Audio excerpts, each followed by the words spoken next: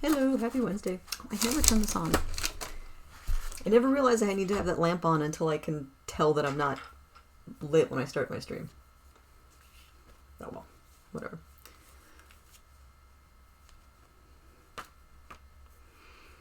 So I have some minor fact finding to do before I can get this bird even started. My bird collector here gave me helpful but incomplete data. So I might as well complete that data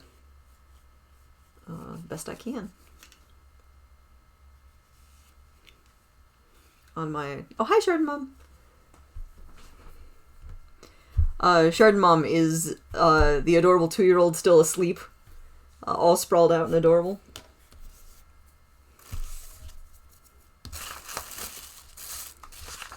Let's see. Actually, I should make this browser view. Well, no, I can just have it stay on this view while I'm looking stuff up. So, this is my data for this adorable little bird. The data was not originally this big. As you can see, it's huge. I took a picture of the data with my phone and printed it and forgot to not have it fill the entire 8.5 by 11. So now I have a ginormous copy of my original cute little data sheet. The person who found this bird found 2 birds. And so you have to have the original data, ideally, with both birds in case they ever get separated. And so this one's got the copy, and I made it huge and ridiculous. So what I have to look up is... Oh, good. I'm so glad he's still cozy. This person said that they found this bird behind the building of Noodles and Company in LaGrange. And then the rest of the data about kind of what the day was like in their name. But they didn't say Illinois, even though I do know it is Illinois. I don't have the address of the Noodles and Company, and of course, businesses come and go, things like that. And so I am going to look up that information to get the specific location of this Noodles and Company and confirm it with the finder, and then that can be with the official data. Because, like, stuff like that doesn't age well. You say, oh yeah, Noodles and Company, if they close this year, then... We've got LaGrange, and there's probably other LaGranges in other states. So, you know, while I have this fresh and I know that I need to enhance my data, I can do so. So, yeah, right? Providence, you gotta get it right. So, let's look up Noodles and Company LaGrange.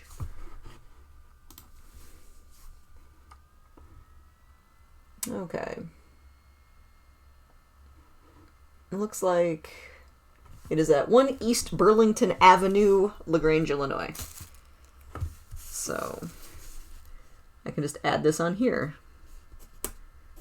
Whew, I oversharpened my pencil.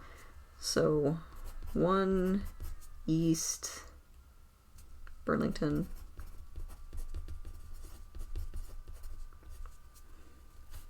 Avenue. Doesn't help that my handwriting is just the worst, but that's okay. LaGrange, Illinois, 60525. There. And so just by having that little bit of extra data on here, and I can say updated by Aphid Orson on 16 Dec 2020. There. And so now I'm saying I'm the one who made the change. I added this additional information. But, you know, so now this is still part of the original data, but I'm making sure that I've spread it out a little bit so we have delightful data, more usable data, the bestest of data. So, unfortunately, things that are listed on here, too, so it's found behind this Noodles and Company, wasn't fresh. Like, right there, wasn't fresh. Eyes seem sunken in. Oh, lordy, let me tell you, this guy looks a little rough. So I have 2 of these birds. One of them is still in the freezer, but I can pop it out if this one just falls apart on me. I'm in a weird spot where I really am not confident I'm going to get a specimen out of this. Now let me show you the bird. He looks so good. Like, cute little warbler. This is a Magnolia Warbler. They're pretty easy to identify. They've got this beautiful streaking on their chest and a collar. So there's a black line that goes under their neck, and then this streaking, and then the tops of their heads are gray with that white stripe by their eye. So identifying warblers is universally a pain in the butt, but this is one of the easy ones, especially because with this coloration it's almost certainly male. So it looks good. It's still got some flex to it. It seems like a fresh bird, but they're right where I can actually see light. If I look through the eye sockets, I can see light all the way through. That's a real bad sign. That's like super bad. Reasons for that can include its eyeballs and brain were eaten by bugs. It can also be that the bird just dried out so much that I'm actually looking through the bone. So light can pass through the bone between their eyes, but the eyes themselves sunk away, so there's nothing else. None of these are good. None of these are good reasons that I can do any of this. I shouldn't be able to look in one eye and out the other. Do I do multiple freezes to kill bugs? Not for this initial step. So the bugs that would be on a bird like this, like a fresh dead bird, are going to be its parasites. So like feather mites, fleas, ticks, things like that.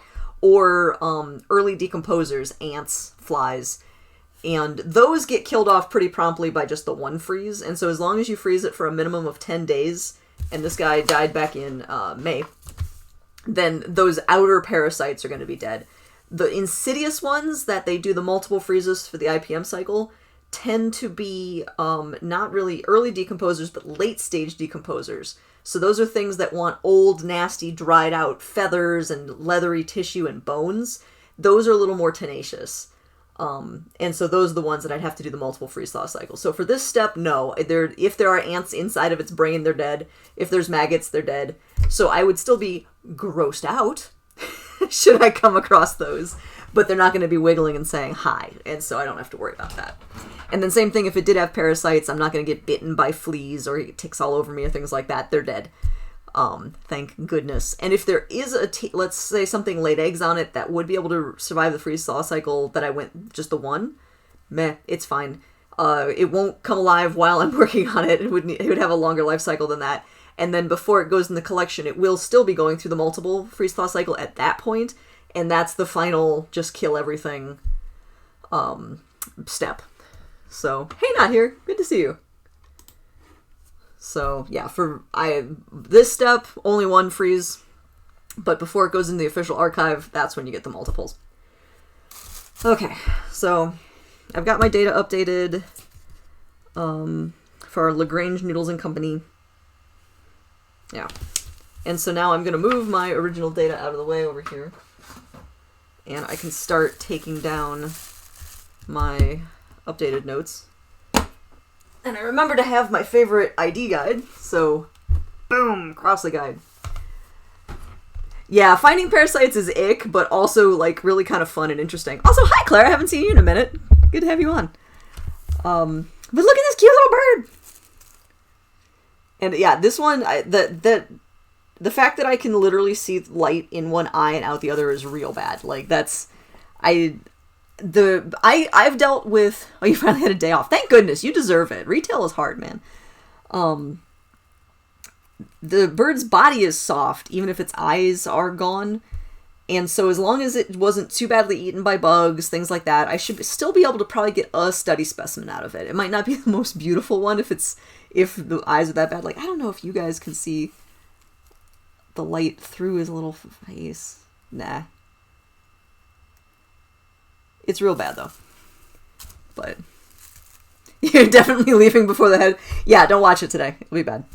All right, so let's get some data about this guy. So this guy is a Magnolia Warbler.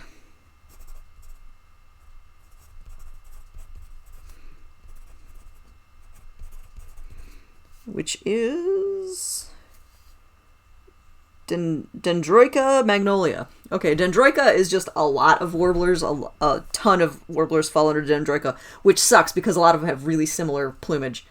And then Magnolia. All right. Easy peasy. So it's literally, its name is just Magnolia Warbler, Magnolia Warbler. Lovely. So, all right, so Dendroica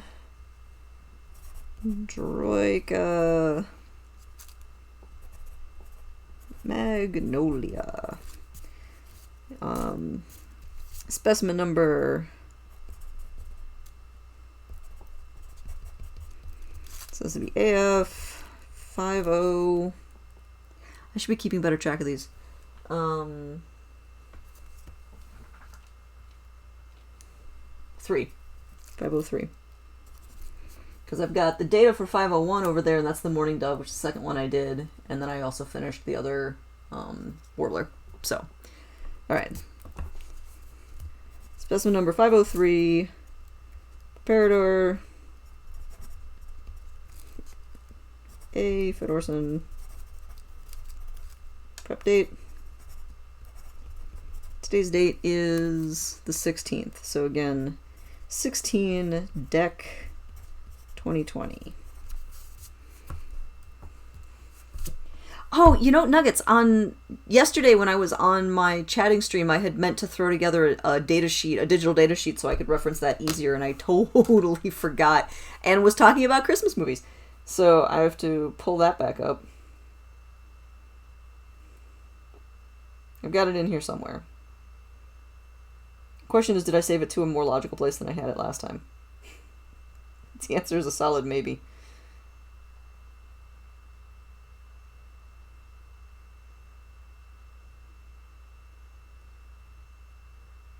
Nope. Apparently I did not save it to a more logical place. Good job, me. Pip pip, cheerio. Let's find my data. Because again, I've got it mostly memorized what I need to get, but that's a terrible way to do anything. Ooh, did we talk about Long Kiss Goodnight? No, we did not. While I'm looking this up, please tell me about why you are suggesting Long Kiss Goodnight.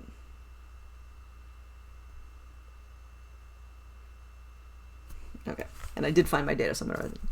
It is the second most important Christmas movie. Oh, there's a big claim. Okay.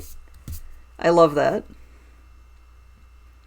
Okay, I got all that stuff.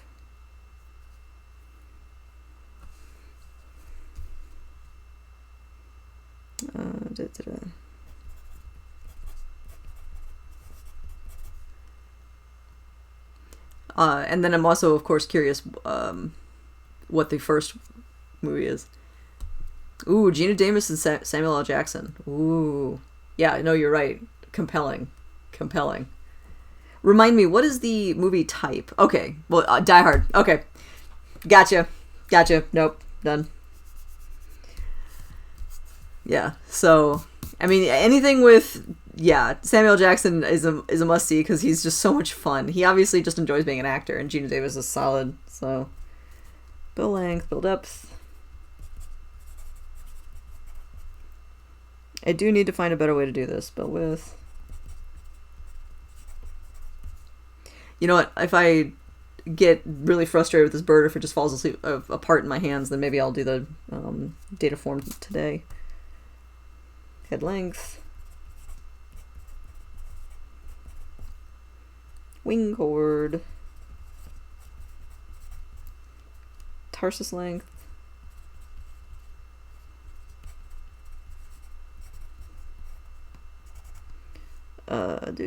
Tail length.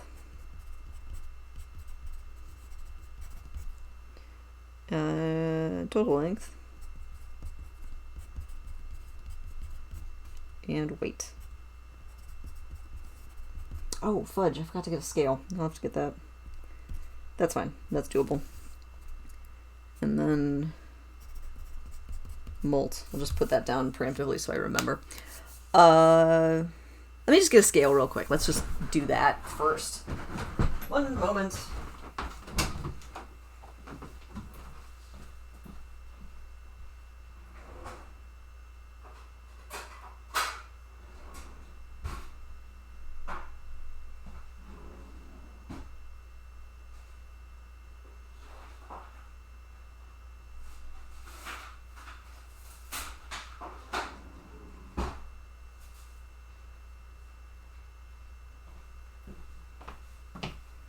Okay, good. No cat came in while I was getting this.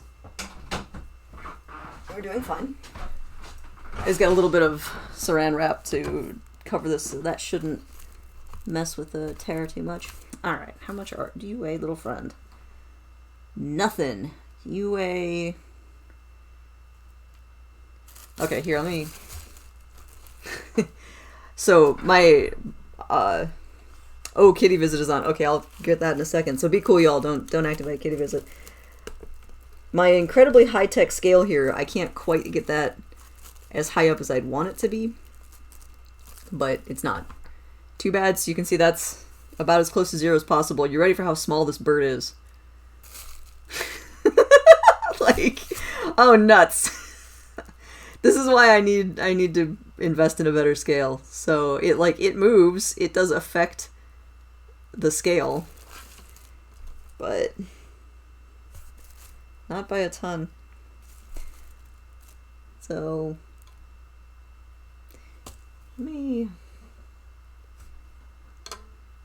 so that's closer to actually 0. I don't even think that's a whole gram. So that's at 0. Yeah, that's not even an entire gram. That's coming in at like 2/3 of a gram.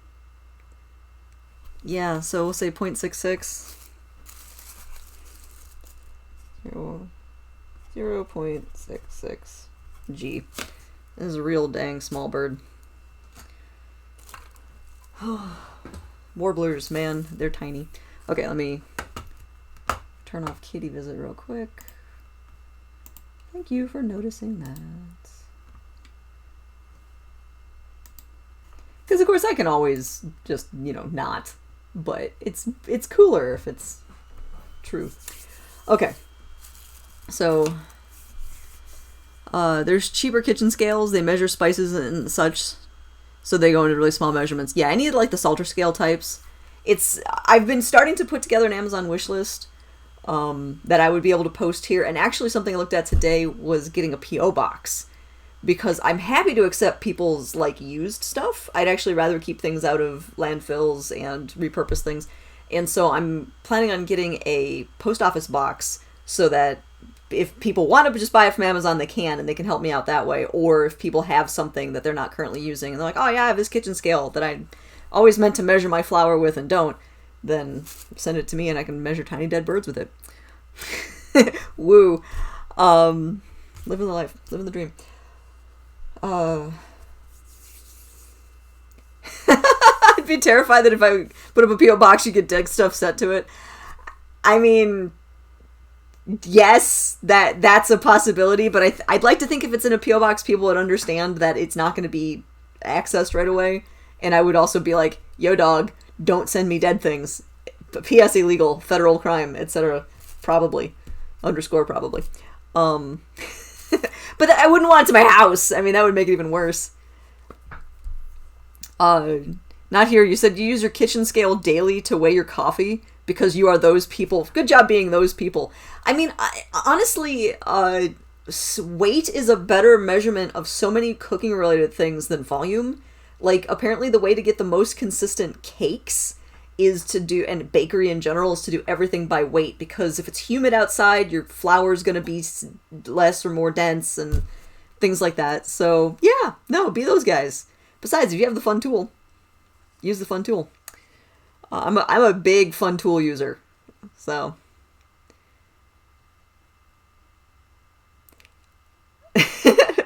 Mega, that sentence is great. You started using your digital kitchen scale to weigh out buns. OMG, such even buns. I love that. Everything about that sentence. I'm assuming you're talking about little bread buns, possibly small rabbits, and I don't know, and I love everything about that. Also, Clara, good use of sparkles with that science. No, I love stuff like that. Okay, so let's get measuring our weird little bird here. I I need 2 good scales, one for dead things and one for cooking. Yeah, because you guys have seen my scale. It's okay. That scale's gotten me through a lot, because usually I'm not measuring things that weigh less than a gram. I'm really, like, even spices, I'm like, whatever.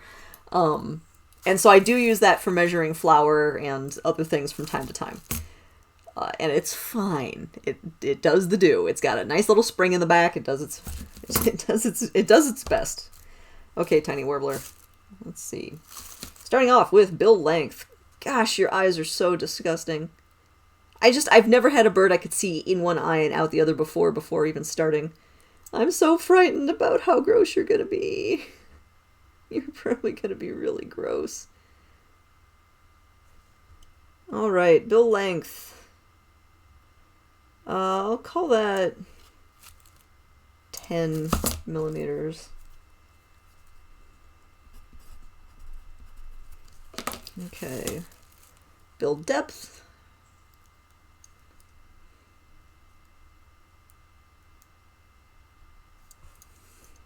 Is 3.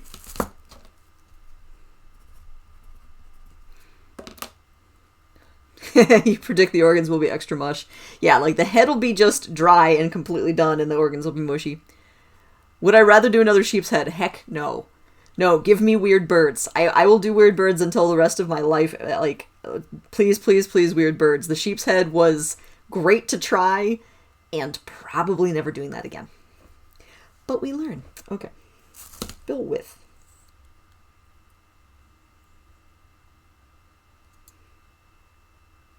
Six.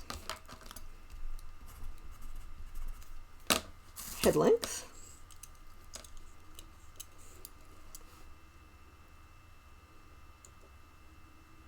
Yeah, so far I've got no feather loss, which is nice. 28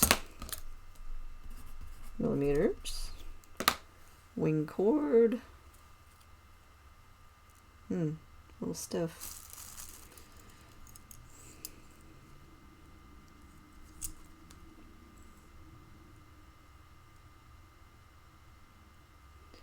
Wing cord is 56. Tarsus length.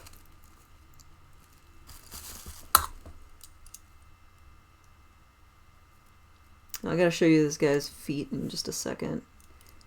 He's got extra grippy feet.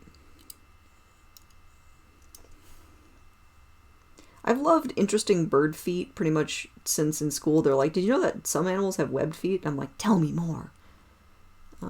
Tarsus is 17? No, 18.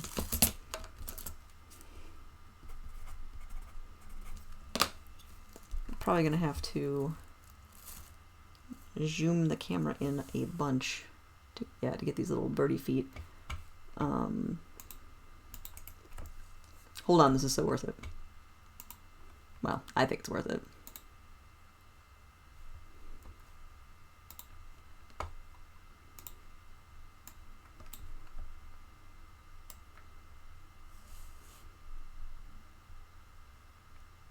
Okay, you can kind of see.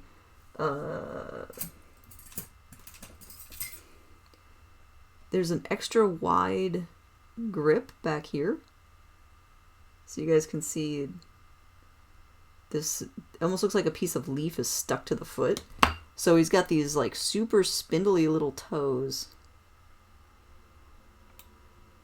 And then it widens out to be like almost like a palm only on his hallux on the rear. Because like if you look at these little toes, they're just like sticks, right? There's like practically no bird foot here. But you have to be able to hold on to twigs and things, and so the rear toe, because birds have the one rear toe that sticks back and then the ones in the front, so they kind of grip with 3 in the front and 1 in the back. That's anisodactyl style toes. As opposed to my favorite, which is zygodactyl toes, but anyway, I won't go into that. But anisodactyl, so they've got the 1 toe in the back and then the 3 in the front, and so basically this little guy has more coverage to grip because there's these 3 super skinny little toes in the front, and then this cool extra wide like palm thumb thing going on back there, so it's about an equal width as the front. So it gives them a little better grip. And it's just this one particularly kind of stood out. Very obvious. So bird palm, basically. Alright. Alright, I was gonna reset this back to less nauseatingly close. Zoop! So, bird feet. Zygodactyl is my favorite toe arrangement on birds. It's where it looks like an X, where it's 2 toes in the back and 2 toes in the front. So like parrots, a lot of parrots have zygodactyl toes, or woodpeckers. It gives a little more control. And there's a lot of owls actually have an adjustable toe. And so they can be in a anisodactyl grip, or they can rotate that toe around and become a zygodactyl grip. They're cute. I don't know. They're neat. Okay, tail length. Get up in our little friend's business here. Oop, totally just moved my camera. That's fine.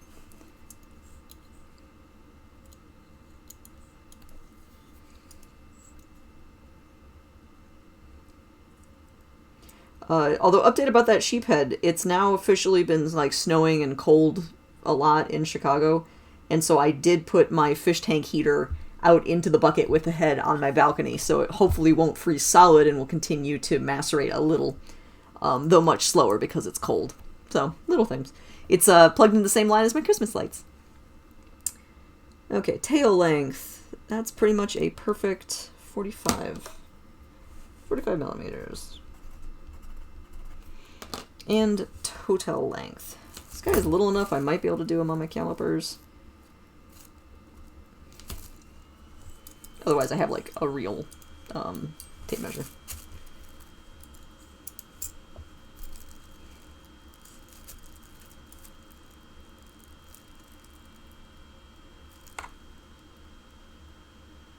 That is 109. 109 millimeters.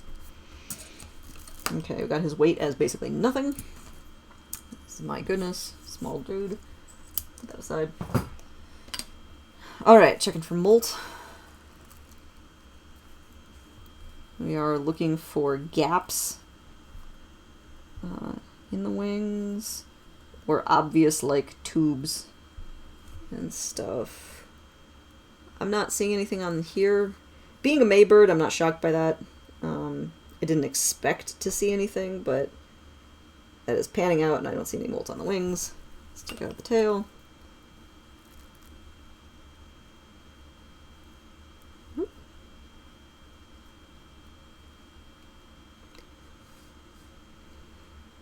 Yeah, I don't see any molt on the tail. It's just a perfect little fan. So, nothing there. And I have had a couple of feathers fall out. They might have a touch of molt on the bottom, but not enough yet that I would say for sure. Where did those come out of?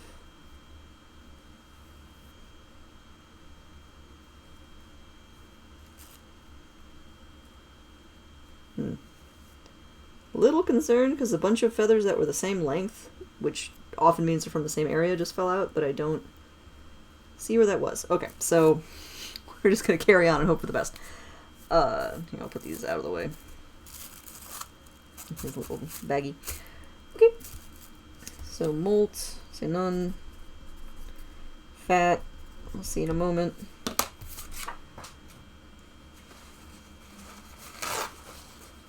Alright. I'm going to trade out this plastic for something a little less sticky. I like working on a paper towel. It's just one more thing that, you know, keeps my area kind of tidy. I think it's more habit than actual, like, need. That's okay. I suppose I can put my book away. Yeah. Oh, I did want to tell you guys other cool things about Magnolia Warblers, so this just adorable little bird. So again, Dendroica magnolia, a common breeder, hooray, in second growth deciduous and coniferous forests. So if it's a forest, they live in it. Rock and roll. And second growth, you know, they can be regrown reclaim farmland, things like that.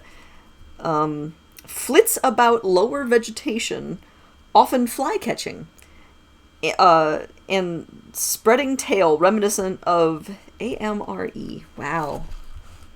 Oh, probably American redstart? Yeah, American redstarts. Occasionally hovers. So this is the little bird that can hover. Stands horizontally with tail often cocked and spread. So they have like a showy stance, which is cool.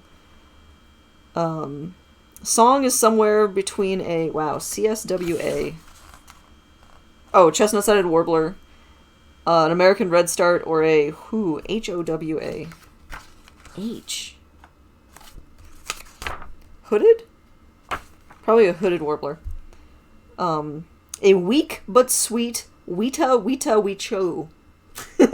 Which actually, Weta Weta Weecho actually sounds like a bird call, so Weta Weta Weecho. So, yeah, they're doing okay. They seem like a bird that's not on the brink of extinction, thank goodness. Glad to avoid those. And hang out. And actually, so they mentioned that the call was similar to a chestnut-sided warbler. This was found with a chestnut-sided warbler. So I don't know if that's birds of a feather, whatever like that. This is a chestnut-sided warbler. You'll notice it has chestnut coloration on its side. Because that's how we name things. Okay, so I'm going to put this aside now that I'm about to get a little bit messy. So for anybody who has not seen this before, this is where I cut the bird open. We're within minutes of doing that. So if you're not interested in watching that, but want to keep on audio, you can minimize so that you just have the audio going and I can walk you through the steps. Or keep watching because it's way cool. I mean, I think it's neat. So I just don't need anybody to be surprised. Not what I'm going for. So get my scalpel together.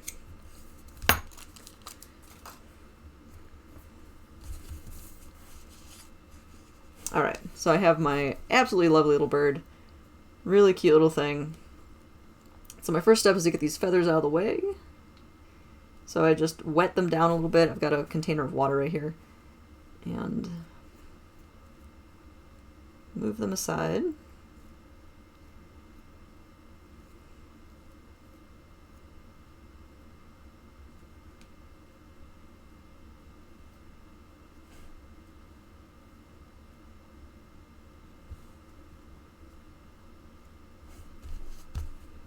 All right.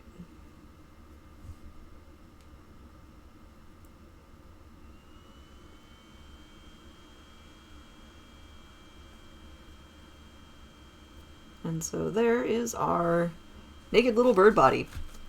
So again, for anybody who has maybe not seen this, I have not cut open the bird. I have not removed feathers. I haven't done any damage to the bird yet. They're just naked right here. And so I'm able to just move the feathers off to the side and expose the naked skin here, and that's where I'll cut, and then that means when I sew it back together, I just floof the feathers back over, and it looks great. So, it's not the case for all birds. Ducks don't do that, but little perching birds, little passerines, have this naked spot. It's very useful. I mean, a few feathers came out, but that's mostly because the wet down feathers are sticking to my finger. Alright, and so to cut the bird's skin is so thin, I basically just drag my scalpel across the tissue and it falls off.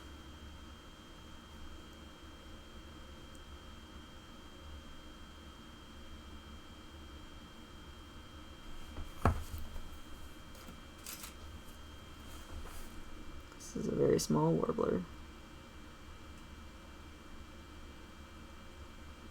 Okay, and you can see the difference between tissue, or the muscle tissue and the skin. Muscle tissue is shiny, and the skin is kind of matte. So that's exposed muscle, that's his skin. For anybody who has been watching these streams, I'm sure you guys are sort of tired of that explanation, but it always surprises people, so I always make sure to mention it.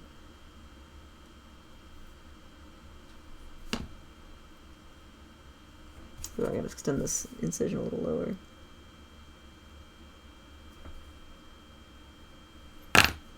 Okay.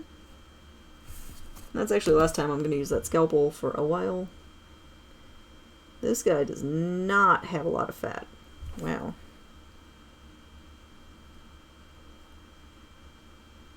There's some fat there. It's very dark. I don't know how well you guys can see, but there's, the fat that's in here is, it's going to be up in the V of the neck here, and, it's almost the same color as the muscle, which is kind of unusual. Usually it's white or yellowish. This is more of like a deep brown, which I'm going to pause and make a note about that right away, because that's unusual. I am blanking on the technical term of this zone. Furcula. It's in the furcula. Also, it totally sounds like a bad word. Like, furcula. He. Furcula.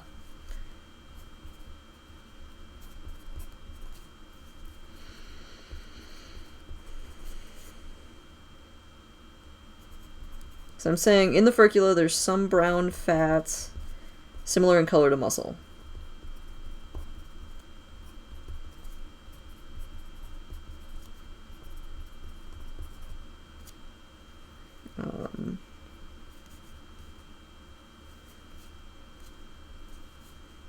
Yeah.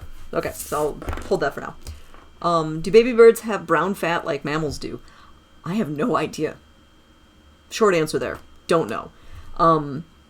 Longer answer, the few fledglings and nestlings that I've worked on, their fat is bright white. So I'm going to say, I think brown fat both probably has a color difference, but it also has some technical, like structural differences. I don't know what those things are, and so there may be a technical similarity, but I will tell you with the few nestlings that I've worked on, I've done a gosling and some unidentified baby birds, because they're really hard to identify when they have no feathers. Probably starlings, and they were white or yellow standard, so. And this is a breeding male. Like, this is one where, again, I can't call out exactly what sex it is until I get in there and look at the literal gonads and make that decision, but based on the time of year and the coloration, this is male. An adult breeding male. So the brown fat thing also wouldn't apply, being that it's a not a juvenile. Okay, so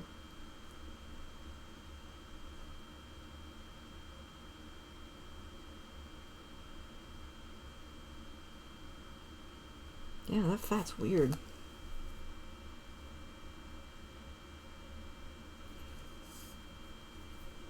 And it doesn't look like it's stained by something, so it's not like it's bloody or something. It's just really dark. Weird. So.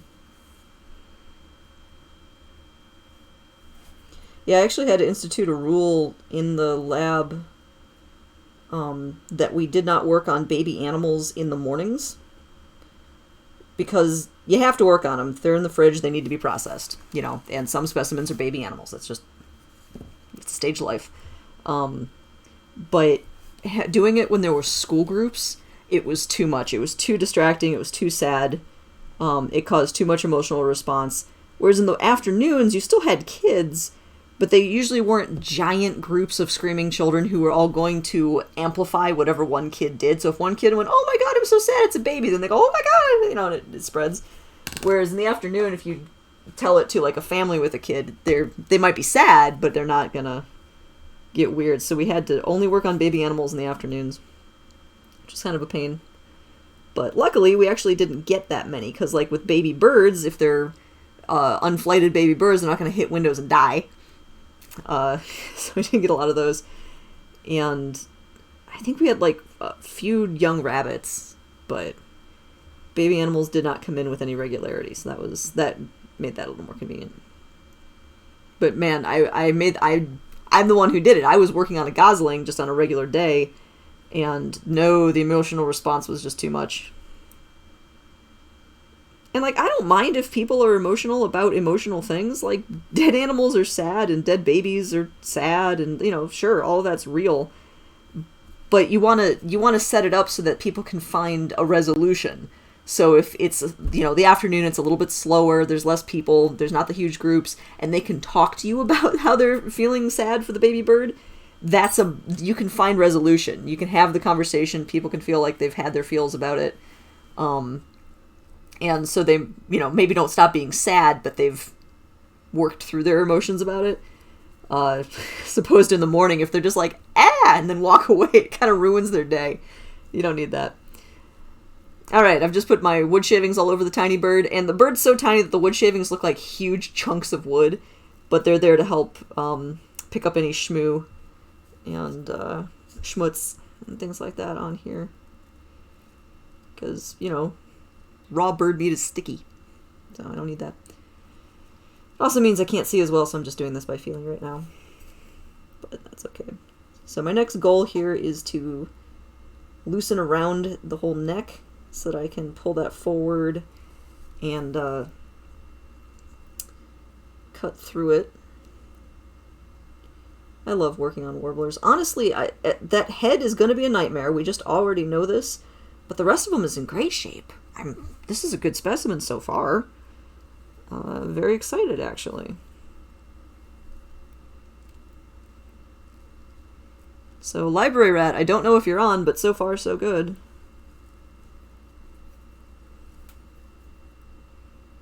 Library Rat's not the person who found this, but they're the person who got me in contact. Okay, so there. So now I'm behind the neck. So you guys can see that the skin is still intact, but I've separated the trachea and the esophagus and the spinal column are now this one tube of neck. And I'm just going to cut right through that. Get that out of the way. I must have screwed up, I don't know, a good dozen specimens in a row when I was learning how to do this.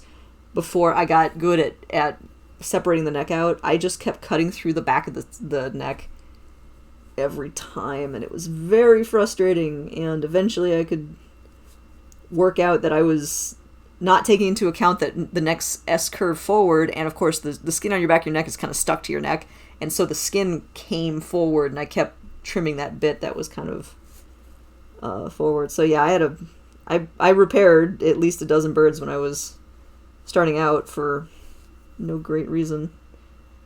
Well, I mean, it is a great reason. You're learning. That's a step of learning, but 'twas annoying.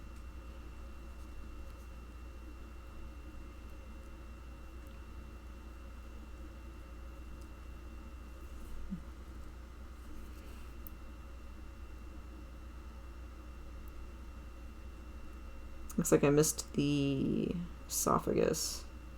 I think that's actually still attached. So I cut through the trachea and the spine, but there's a clinger here. Try I can get that. But yeah, again, I'm using my tweezers to kind of hold it up a little bit so I can just trim through that and not cut through the back of the neck. Things we learn.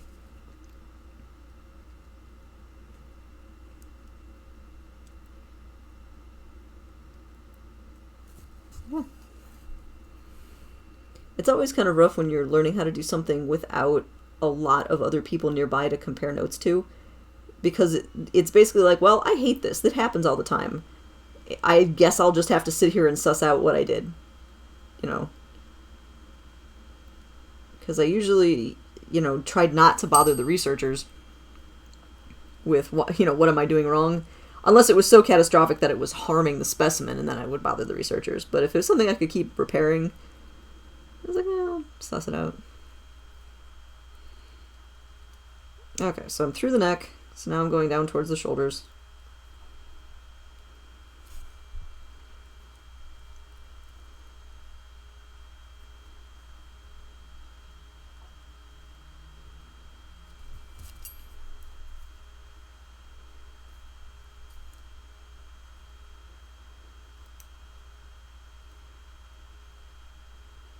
So the weird side effect of having a lab like this in your house is having such a strange medley of odors while I'm doing this. So I've mentioned before that the bird taxidermy itself has basically no smell.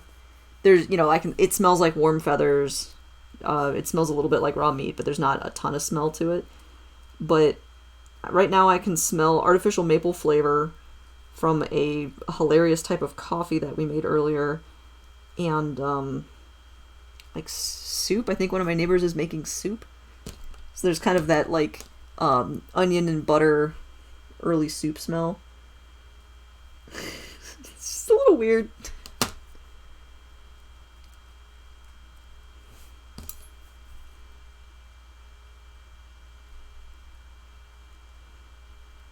At the museum, the lab generally smelled like museum.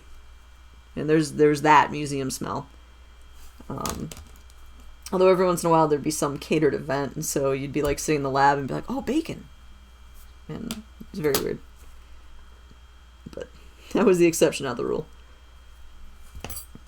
Whereas doing this in my house, it smells like food more often than not. But, you know, I guess this is a tiny chicken, so sure.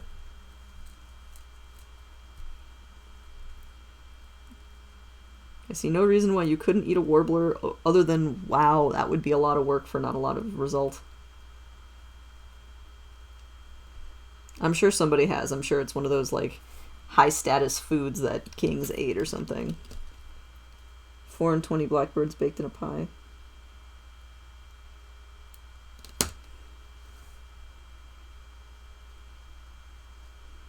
I love the whole idea of status food. You know, where it doesn't actually have to taste any good, you're just showing off that you can do it. And so, like, turduckens.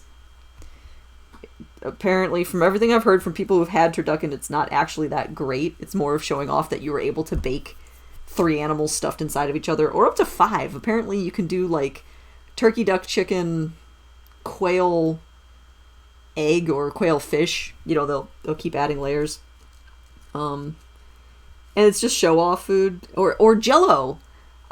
Jell-O used to be a show-off food because it showed that you had an icebox. I love that. So Jell-O was a status food. Because Jell-O's kind of weird stuff, but if it made you feel fancy, then by howdy, do that thing.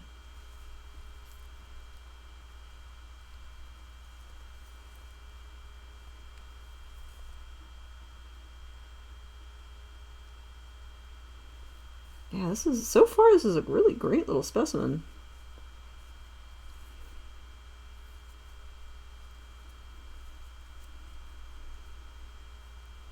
Alright, so I've got the whole torso out. So you guys can see big breast muscles, and then I cut its wings off, so that's why there's nothing up here. Now I'm back towards his, this is his hips, and now I got to get the knees out. The skin is just sliding right away. This whole bottom part's just a joy to work on. This one's so far good. I'm gonna be crying a lot when I get to that head, but for now.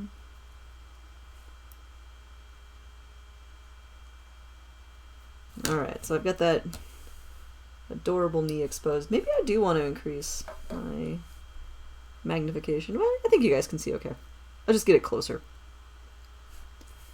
Alright, so I've got my little knee, so lower leg, knee, thigh, and then up towards his body. Boop. So that's one. Do have a little bit more feather loss down here than I was anticipating. Well, keep going. See where that ends up. So, usually when birds, if they've been out too long, they start to decompose. They decompose around their bellies first. Bellies and faces. Faces get weird real fast because there's just so many holes in them that they lose a lot of fluid real fast. And then, oh yeah, that just fell apart, didn't it? Bellies are full of bacteria already. And so as soon as your body stops taking care of itself, the bacteria that's already living in you is like, party! And just starts eating you.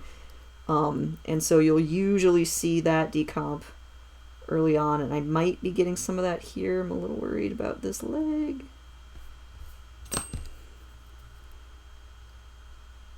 Yeah, I've definitely got a big hole down here.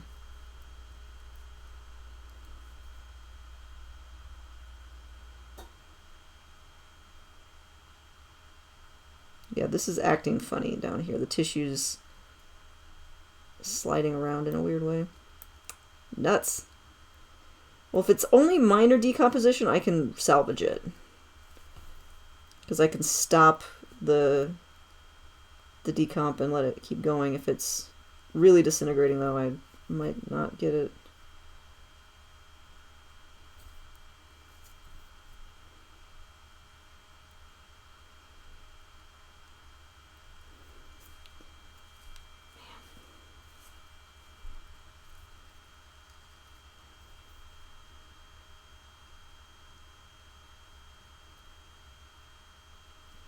Oh, this weirdly strong cable there. I don't know what that was.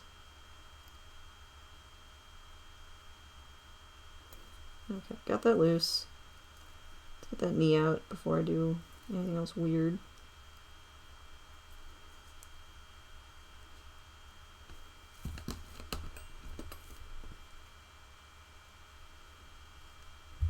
Alright, cut right through that knee.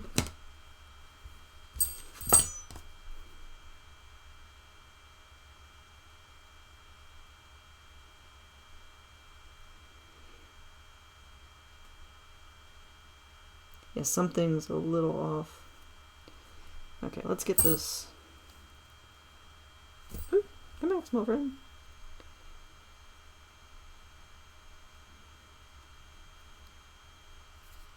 Okay, I think I'm getting some very early decomposition down here at the base of the bird.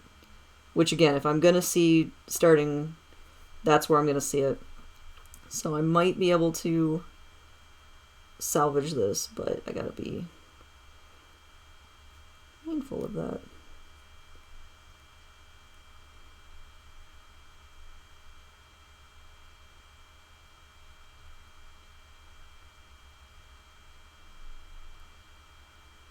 The other thing that early decomposition does, I mean, the feathers start falling out because the layers of skin start kind of separating and going their separate ways.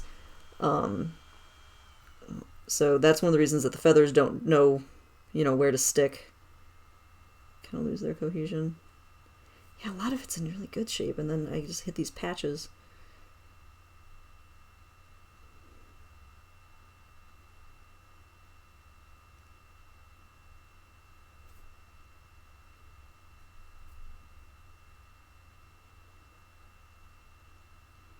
So you guys might have noticed I went right to using tweezers pretty early on. My ginormous fingers are so much bigger than even the bird's entire body. And so I have to do a lot of, moving individual feathers with tweezers so I can have any hope of seeing what's happening here. Okay, well, I've got the preen gland exposed, so you guys can see these two white areas here. Those are the preen glands, so I have to get the sebaceous preen fluid out of there. Second time I'm using my scalpel.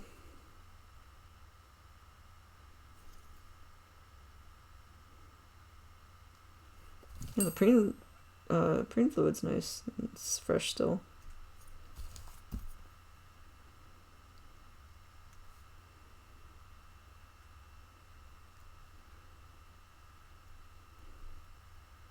I think the bird does have a little bit of an additional smell. It almost smells like a wood resin smell. I'm not sure what that's about.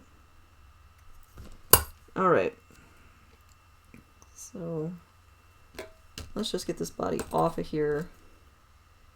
It's causing me some hassle. Okay.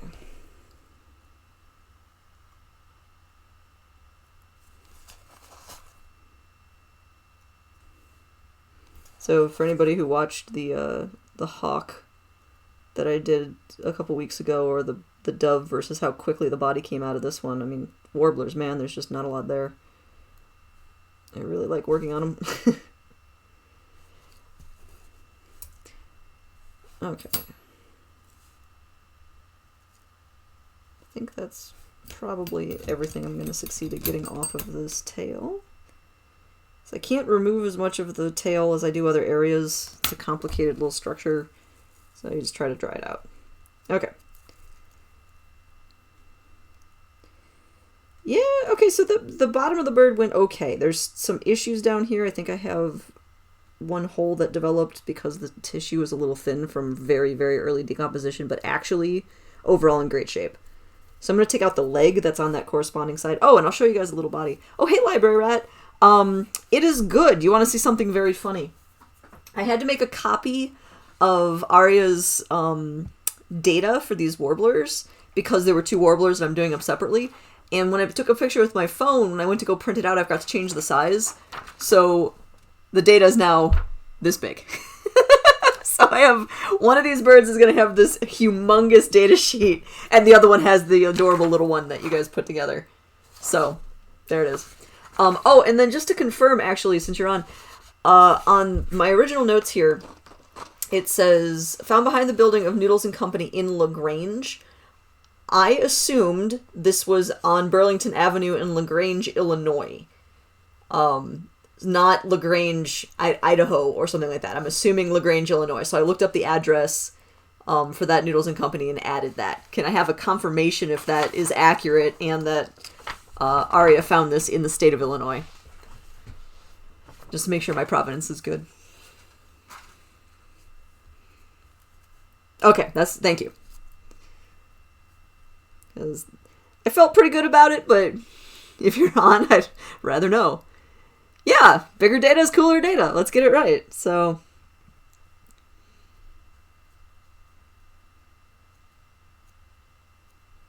because you know we love data here. Data is important. But yeah, this little bird's going okay, although I haven't been able to have it show up on camera, but I can see light through the eyes. So light comes in one side of the head and out through the other. So I am super, super worried about when I get to that head. Like, super duper. But the body's going okay, so we'll get there. What will be, will be.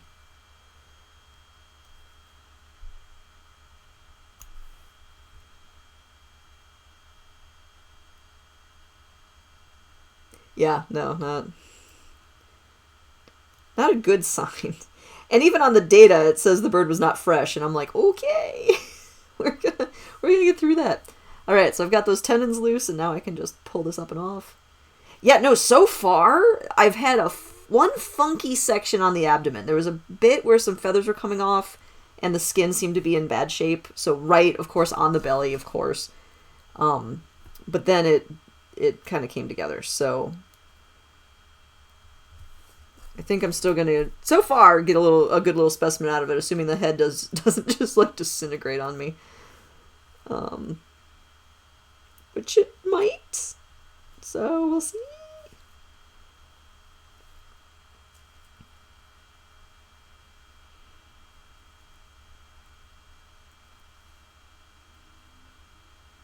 Alright, there's my second adorable drumstick. Yeah, the skin is just sliding off. It's nice. The rest of it seems nice and fresh. Doesn't seem dried out. Doesn't seem terribly rotten, things like that. Okay, Mega, enjoy work. Thank you for hanging out. Catch you later.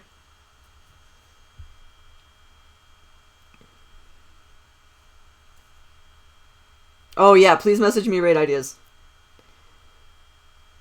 Mega has been a font of inspiration on this. I spent last night poking around at people who do leatherworking on Twitch, of which there's not a gabillion, but there's a nice tight little community, and the funny thing was they were all on each other's channels talking to each other while they were working, which was very sweet. So I popped into that world a little bit, and then actually before I got onto my stream today, I was looking around to see who else was doing science and tech streams, and I found some folks in Indiana who are paleoecologists and are studying fossilized diatoms, which are tiny little organisms, like water-dwelling organisms, and using those to learn things about the ecology of these various eras, and they were a lot of fun. So there's some good Twitch out there. Not that anybody's really surprised by that. Okay, this is sounding a little dry. Little birds like this dry out super fast, so just take a single dot of water on the tip of my finger and kind of move it around here to keep that from getting too dry. Alright, so we've got the whole body is out, the legs are out, now onto the wings. Move that body out of the way. And so I've got my shoulder. There we go. Shoulder, and then you can see the elbow there. So I've got to get more of it out. You feel like Twitch is just endless channel options, bound to be something good out there. Yeah, this is the new channel surfing. Like, you can just sit back and look for all sorts of weird stuff on the browse page. It's kind of delightful. And the daytime crews are interesting because you get more people in, like, labs or cultural institutions, things like that. There's a gentleman I've found occasionally who I just love. He's a Swedish arachnologist? Arachnologist. He studies spiders. And he's great. So he's got a setup in his house, and he is just, and his camera's in his microscope, so you can see the super clear microscope view, and he's just IDing spiders that were collected 5 years ago, and chatting about all their different species, and in this really thick Swedish accent, and he's just really funny. So, all right, so we've got our forearm and elbow, and now I've got to pop all those wing feathers loose. So you can see how there's like a line here. You can the wing feathers are holding this taut, so I can just crack those off, break those loose. Just getting that the rest of the way. Oh, I love warblers.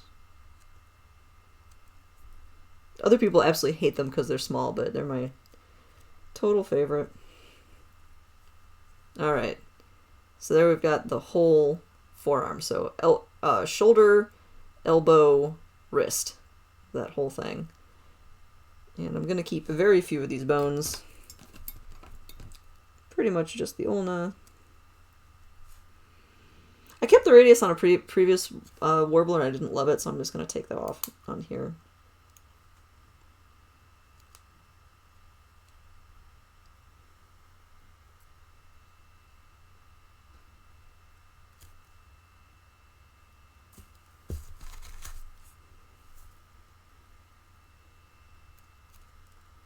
Alright, so there's all my wing meat. Goodbye. And trim off some extra tendon there, and that's just, whoop. There we go. So that's just the ulna remains to give me a little bit of structure here. Pop you back into shape. Other wing.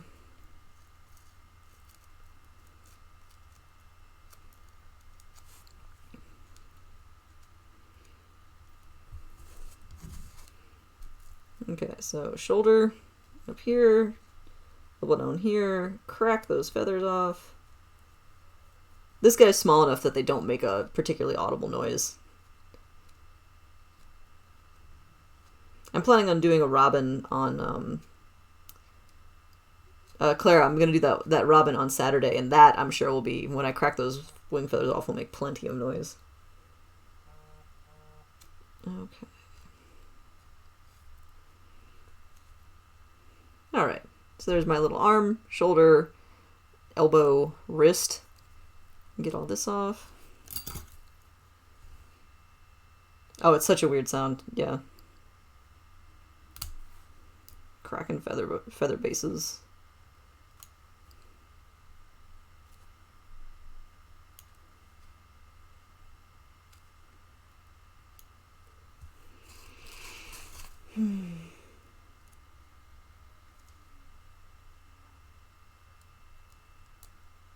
Okay, get rid of that.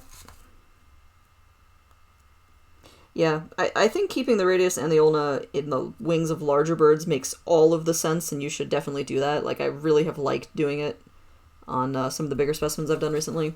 But with these little guys, the radius is so small, and being able to clean between the tiny, you know, infinitely small radius and the little bit of tissue that's between the radius and the ulna is more work than I really want to do.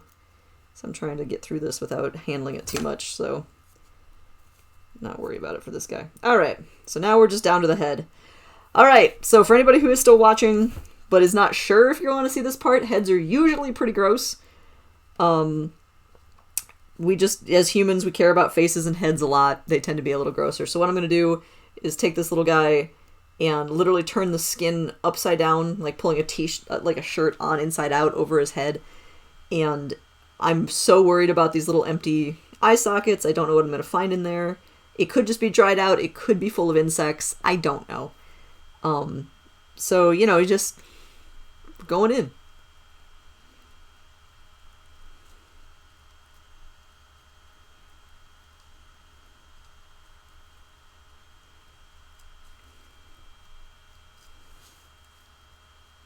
Okay, so step one is just start turning this inside out. So this is the little stump of the neck that's sticking up here.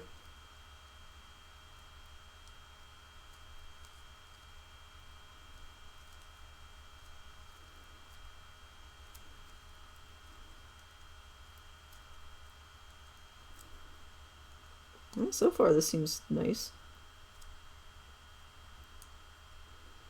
You know, watch, it won't be that bad at all. Maybe, should you stop eating this cookie right now? I mean, I would keep eating it. That's just me. Maybe his eyes just got eaten out by wasps or something. And so they're just, you know, cleanly removed. P.S. Wasps do that. They're early stage decomposers. They've got really big, sharp mandibles, so they'll just come and take some sort of choice bit and fly off and be very happy with it. Well, I guess I can't measure wasp happiness, but they seem happy in that waspy way. Alright, yeah, so far so good. This is... Oh, and we've got 100% ossification. This is an adult.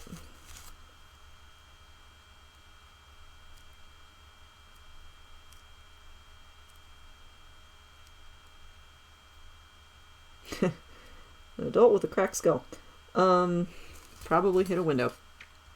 Alright, I like doing this. I'm going to zoom in so you guys can see the ossification, especially when it's so clear. It's just great. Yeah, look at that. So you see all those dots? It looks like there's fizz in its head. That's where the second layer of bone is being held. The two layers of bone are being separated by these little stilts.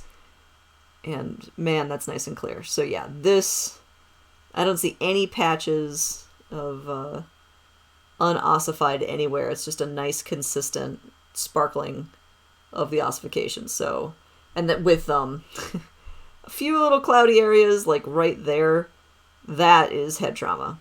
So that's not lack of ossification. That's the damage that killed it. So, no, come back. Let me fix my... Shoop.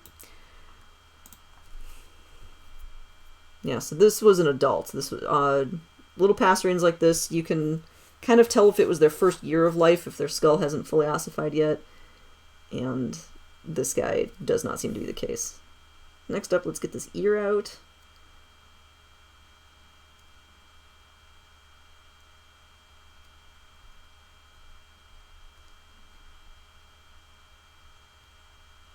Oh, that just came right out.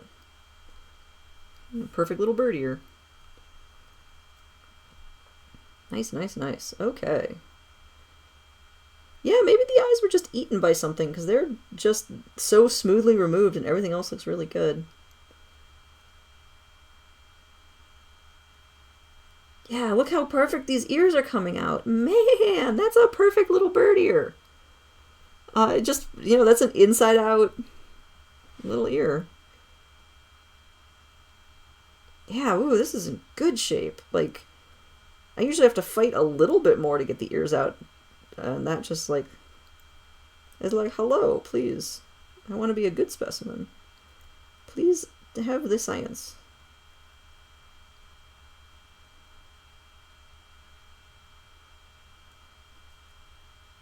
Okay.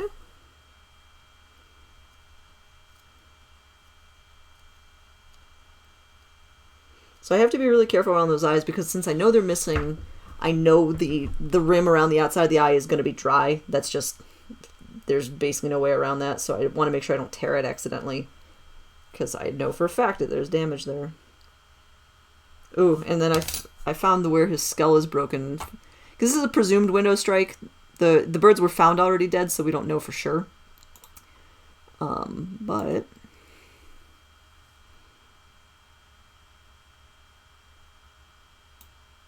let's see.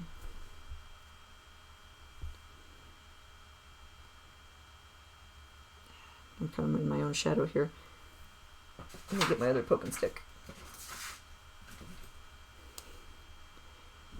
And so there's a fracture. There's a line like here. This line, that's a crack. So that's where the skull is broken, presumably from the impact that killed it. It's not, I don't see a ton of other damage. You know, there's some, you know, the cloudiness there. And then there's the big crack there. But not as bad. I mean, we'll see once I get into the skull how bad it is, but... Because obviously it's bad enough. It killed the bird.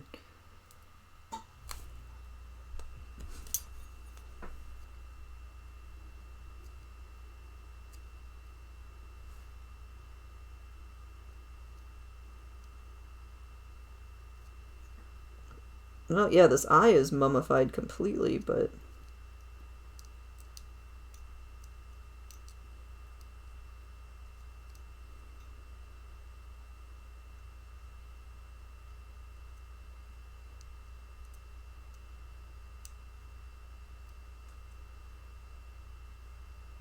Oh, this eye is so mummified. Ugh. Because I want to preserve as much of the eyelid as I can. That's important for data collecting. But of course your eyelid is attached to your eyeball. And the eyeball in this case is super dry and super grody. So I gotta kind of really slowly peel it off. Although, I don't know if you guys can see these little feathers starting to come through, so I'm starting to get it.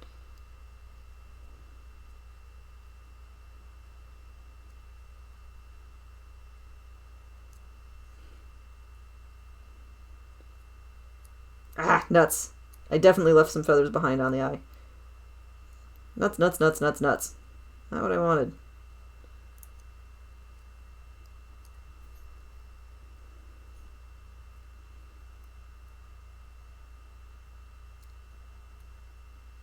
Yeah, I can see the exposed sclerotic ring. I bet this was eaten... Oh my goodness, thank you for mentioning that. I did not see that the focus was still screwed up. Although actually, I'll use this real quick. You guys can actually see the bone of the sclerotic ring. Where's my focal length? There it is. So like, that's eyeball bone. That's a completely exposed eyeball bone. You can see how you can kind of see my tool right through there. So I think some opportunistic insect actually ate the eyeballs, and that so it's not decomposed. It's not super. Thank you for mentioning the focus. It's not actually in as bad shape as I thought. Somebody just came and had a juicy eyeball lunch. Yeah, that's nuts. I have never had this precise of damage of this type on a specimen before. I've had some gnarly faces, but I see ants usually don't do this well. I think of as ants usually, like, they really eat the eyelid as well as the eyeball. But look at this, like, this perfect sclerotic ring is just hanging out of this eyeball here. That's nuts. Okay, well that's cool. So I got one loose. That's moist enough. I'm going to keep going.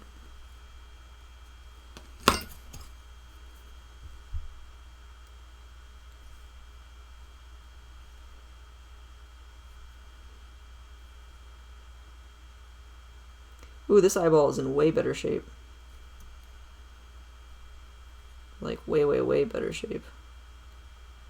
This one's a bird eye.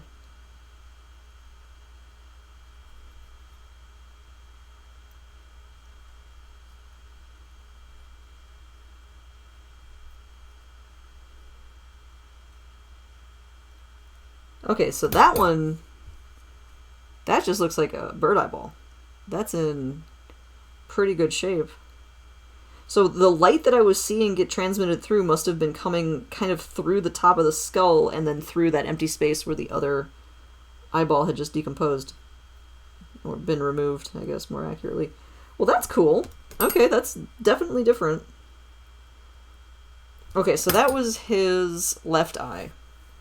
Where's my pencil? Alright, notes. Left eye. Totally dry / eaten? Question mark. Sclerotic.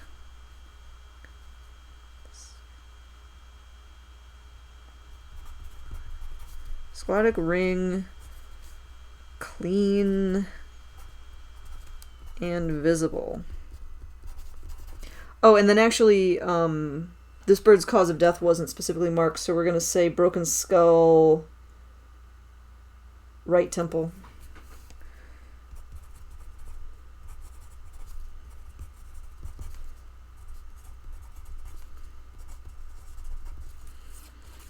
Or I don't know if temple is a proper term. I would say right eye orbit. Oh, wait, no. Yeah. Right eye orbit. I don't think I had any other... Yeah. That's the main stuff. Oh, some concussion.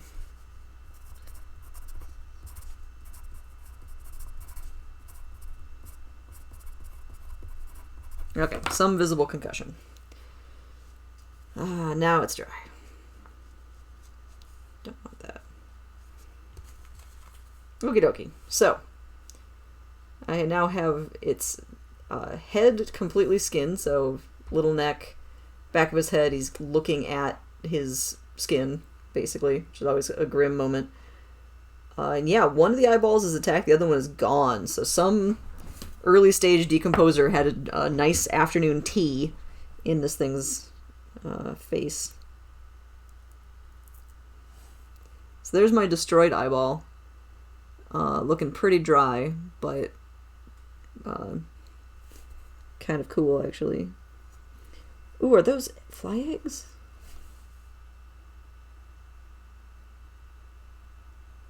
Oh, yep, there's fly eggs.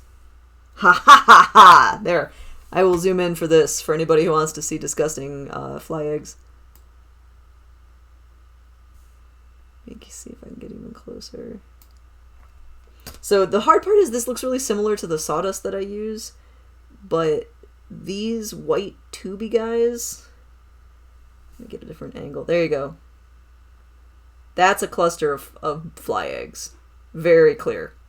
And so something came and ate this thing's eyeball, like the cornea and stuff, away, and then laid eggs inside of its eye.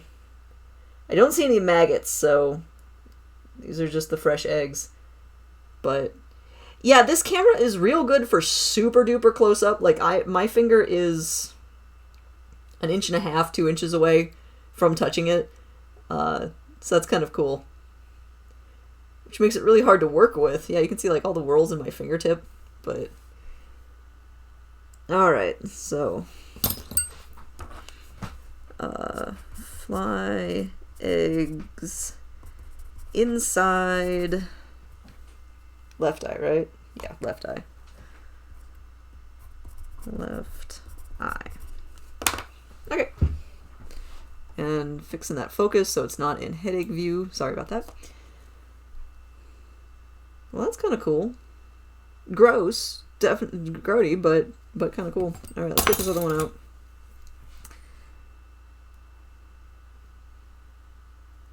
Yeah, this other one just looks like an eyeball. It was probably laying on its side on the ground, and the other one was probably facing up. So it got the little friends, and this one's just a bird eyeball. Nothing too weird there.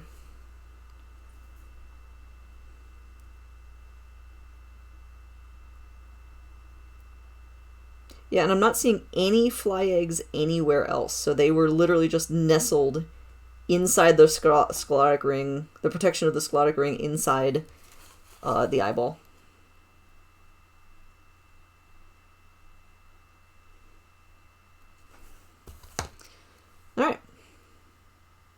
Oh, and I didn't actually write down ossification.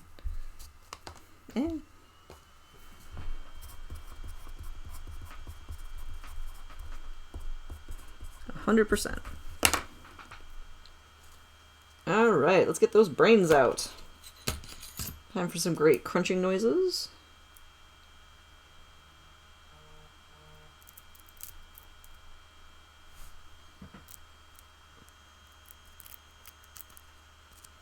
I'm trying to hold it over by the microphone so you guys can get the crunch. I get this side. There we go. That's a good crunch. I'll bring it back here.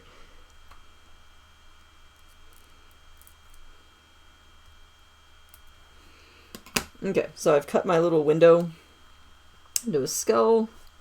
Let me make sure my jaw's as cleared out as I want it to be.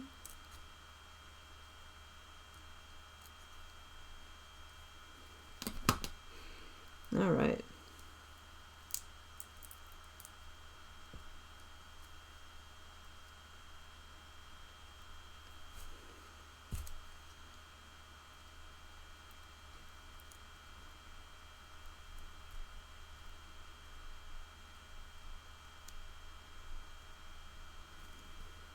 Alright, so there's the whole back of the head.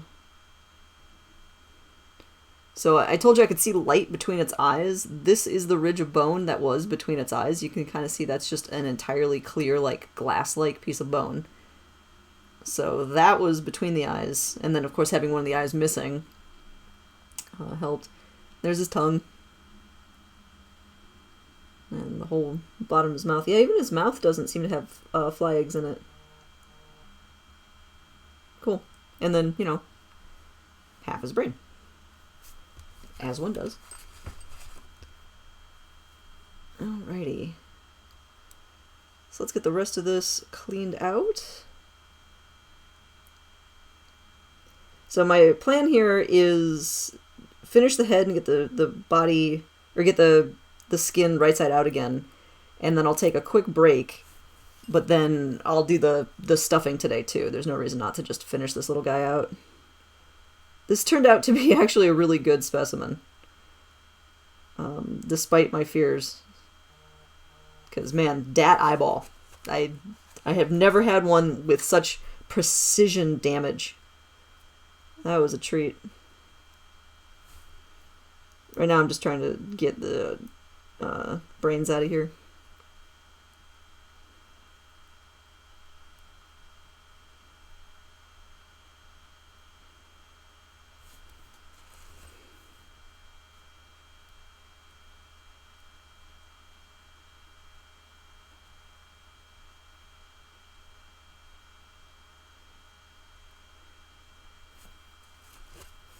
I'm just thinking about that channel that does the diatom studies again. Man, that sounds so cool. I would look at fossils under a microscope and ID them all the time. I would have fun doing that.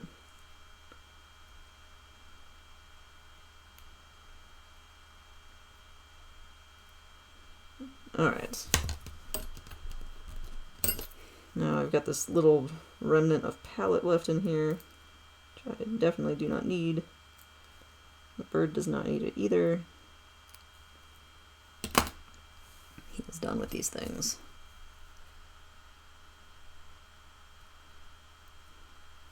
I might have mentioned this before, but something that we would say in the lab, you know, because kids are, you know, the idea of death is new to a lot of people, and so, you know, is he gonna come back? Is he okay? Blah blah blah. Like, no. And so you give it the positive spin. You say, you know, this bird's done being a bird. This bird is done being a bird, but now it's going to become a bird specimen. And isn't that great? And it is great, actually. And that did help, you know, kind of introduce the transitionary kind of elements of what we were working on. Because the bird definitely does not need the back of its skull anymore. It does not care.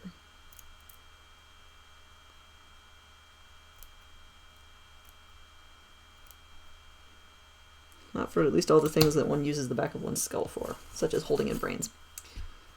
Alright. Yeah, so I've got the skull totally cleaned out, so it's more like this little mask. and that'll just give my final skin some structure and stability, which I really like. So, alright, let's see if we can get him right side out without any twists or weird complications.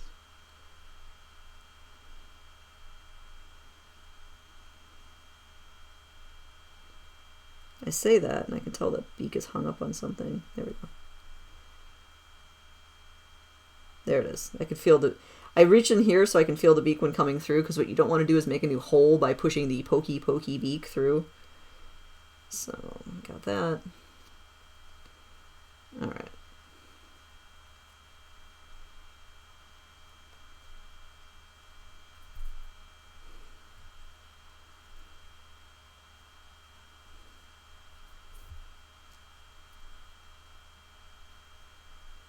There we go.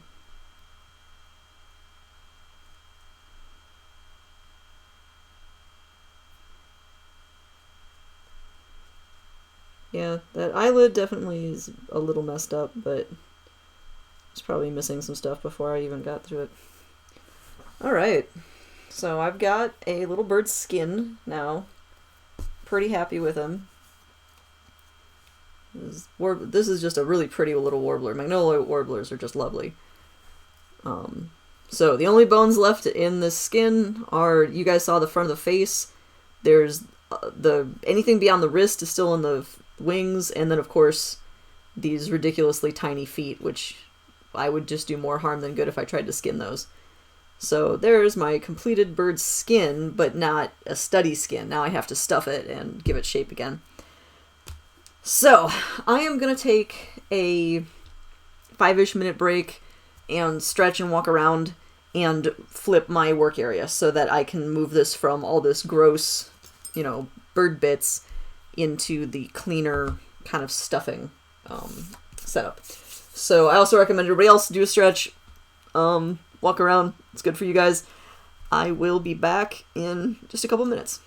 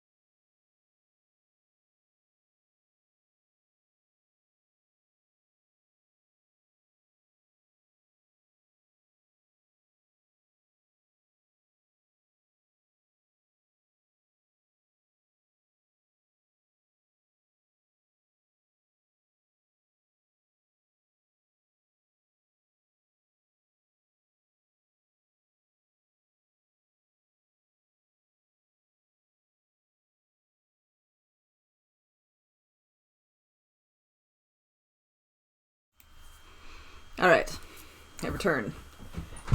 And now that we've finished the skull, I've put up the mostly not gross. It's mostly not gross from here on out. A little bit. There's a little bit at the end. Mostly. Alright, where do I want my camera to be? That seems pretty good. So we have this Adora bird. And now we have to make him look all 3D again. Because right now he's a little flat. It's a bit of a flat bird. Alright. So for that I have cotton. And my little sewing kit.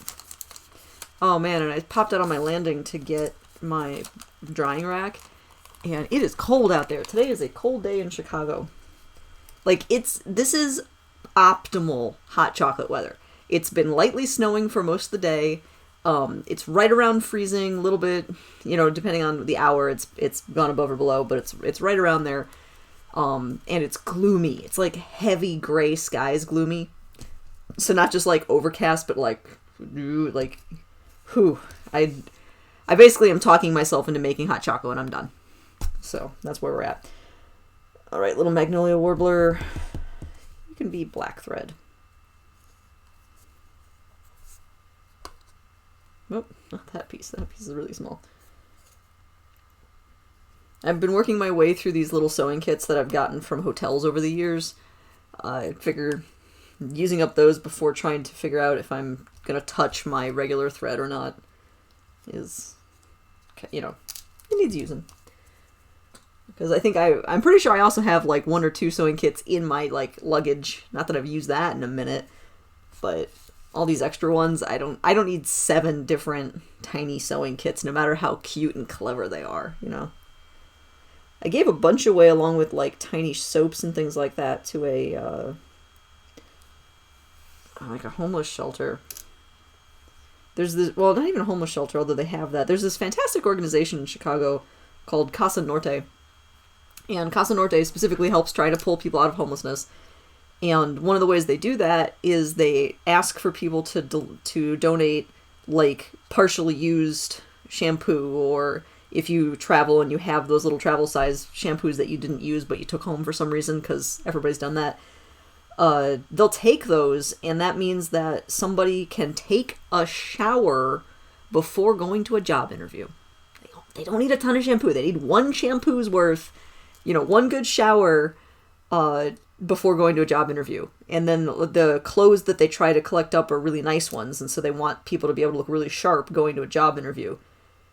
So, you know, a shower and a fresh, clean set of clothes might get you the job that starts your, you know, trek out of bad news. And it's a really great organization. So I cleared out most of that extra stuff that I had, but I keep finding more of these little sewing kits that I had squirreled away in other places and stuff like that. I've used up most of the supplies though, so that's nice. I'd rather not waste them. Okay, little bird. So he's pretty dry. I'm going to re-wet the skin one more time. Because, of course, the whole point is I want to dry the skin. That's how you preserve it. But if it dries while I'm working on it, it could crack. And that reminds me, too, I want a little bit of paper towel. That is not a little bit of paper towel. That is a unreasonably strangely shaped bit of paper towel. Alright, so I've got a regular needle with thread. I have an extra bit of thread for the wings, which is good. Let's give him some eyes. So people are always sort of sad that I don't give cool glass eyeballs to the research specimens. Sorry. Nobody's going to pay money for a research specimen like that. That's a lot. Where, you know, cotton balls where they fill the space and you can see what you needed to see for data sense, but it doesn't look alive, is completely fine for research. So this guy gets cute little cotton eyeballs. Alright, so there's my brand new eyeball for my little bird.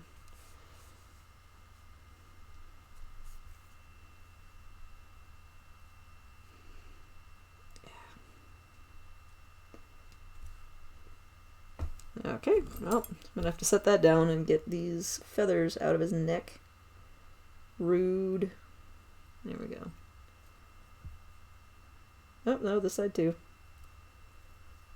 In the course of turning his head right side out, apparently I got a bunch of feathers sucked into his neck.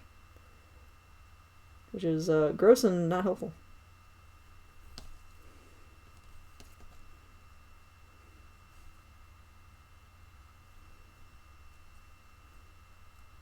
Okay, there. Now that's a nice open neck. So I just retighten my eyeball. There's a sentence. I'm going to retighten my eyeball. But there. Here's a freshly retightened eyeball. Boop. Let's do the good side first.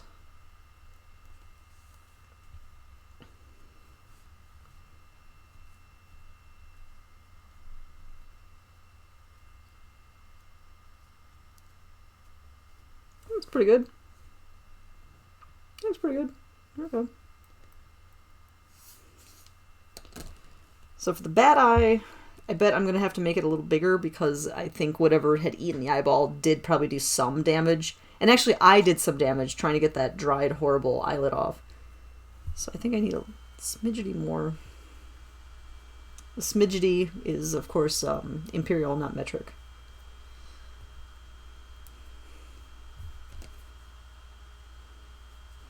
Alright.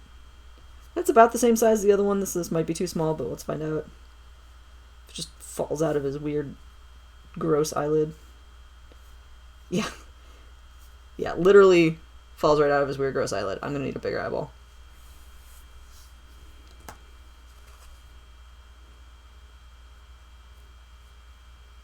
So I'm actually re-fluffing this. I don't want to try and just wrap more cotton around it. It might work, but it's more likely to work if I start a little fresher and refold my eyelid. Okay, so yeah, this is actually kind of a monster, big, weird-looking eye, but that eyelid's gonna be a mess. That's just where it's at. You get eaten by bugs, you have a weird eyeball. Oh yeah, that's a grotesquely oversized eyeball. Okay, so grotesquely oversized eyeball, regular eyeball. Grotesque, regular. So that's not great, but the damage that was done by the insects who ate it. The little bit that I lost might have been up near the top, but I didn't do that much damage to it. So this is definitely from... I mean, maybe it was ants. Monster eyes are okay, it adds character.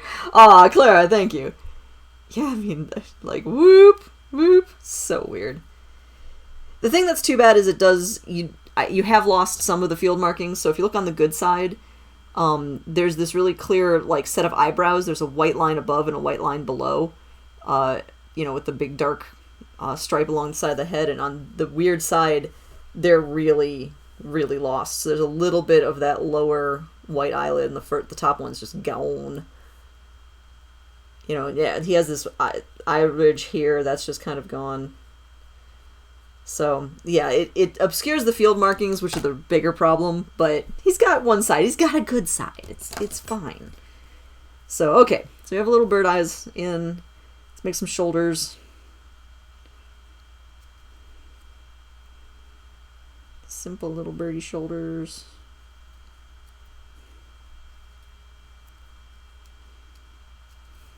I have this extra piece of thread. There we go.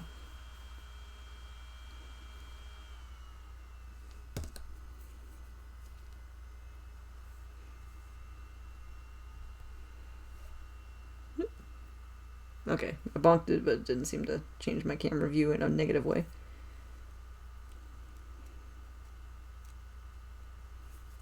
I might have a tear here by the wrist, so I gotta be a little extra careful on this wing. It's not a big one, so as long as it doesn't get bigger, it's not an issue, but I see some fuzz that I think is coming through the skin as opposed to just like a down feather that happens to be stuck to it.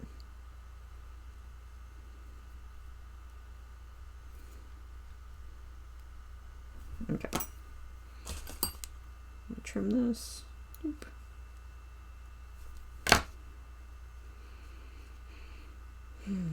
All right.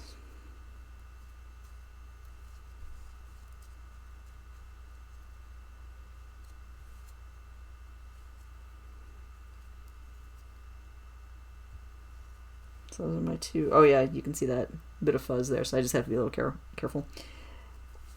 Alright, so I'll grab my little skinned body here. So I want it to be a little tighter. Probably about there. Ah, I keep moving my camera. Sorry, guys.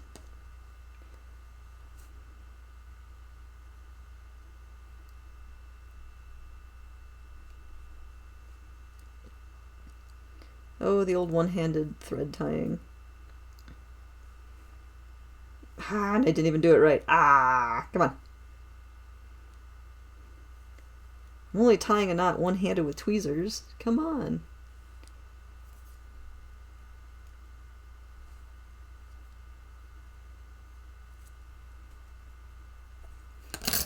And my hand definitely moved. And it looks okay.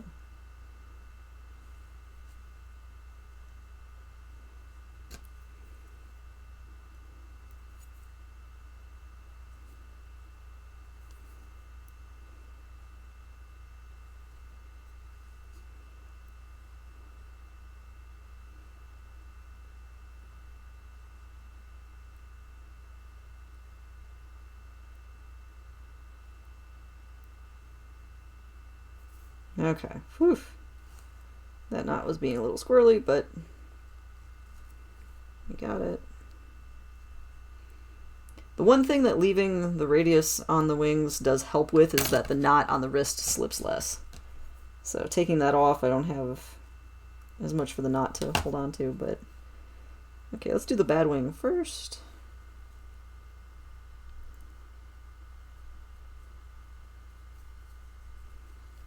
So I just got to get that settled into the little pocket where the elbow used to be.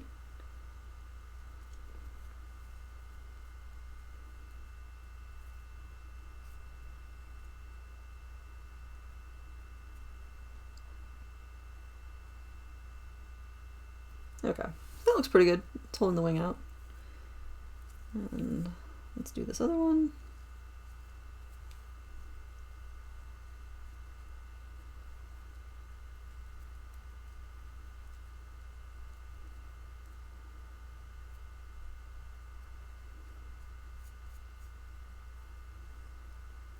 All right. Okay, so actually you can see already the wings are staying in a nice shape, which I feel pretty good about. So can I reopen the skin on the torso? Where oh, there they are. Momentary misplacement of tweezers. But I got it.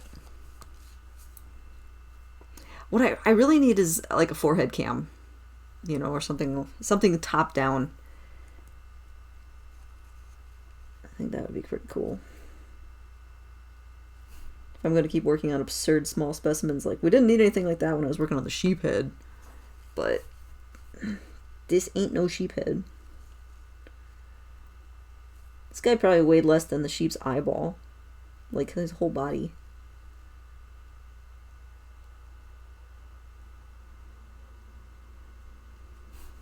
My hope with that sheep head is that it will be completely degreased by some point in the spring. You know, I don't have a date set. Just like, at some point. I can do weird stuff with it. It's not this day. Alright. Well, that's looking good. So he's got, his shape is holding together really nicely. Those wings look good.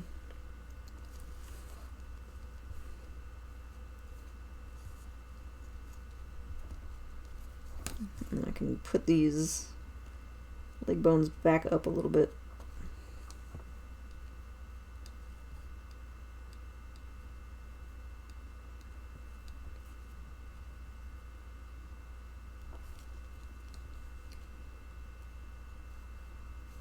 Okay. So this is coming together as a really nice setup for a skin. So you guys can see I've got my leg bones are exposed here. I've got the wings tied together so they're mimicking the shoulders in a very nice way. And now the head has eyes. And so really I'm now down to just making the new body, which I'm pretty happy about getting to this point. So move you off to the side, little friend, for the moment. And warbler bodies are the ones that I'm good at. They're like, I'm getting better at the sizing up and doing like more hybrid style, more structurally enhanced larger bodies, but the warblers are so small, they're so simple, you just don't have to put a ton into it. And in fact, if you overdo it, you may damage the specimen just because you don't want it to be too big or too heavy for the really light, delicate skin. So these are my favorite to make.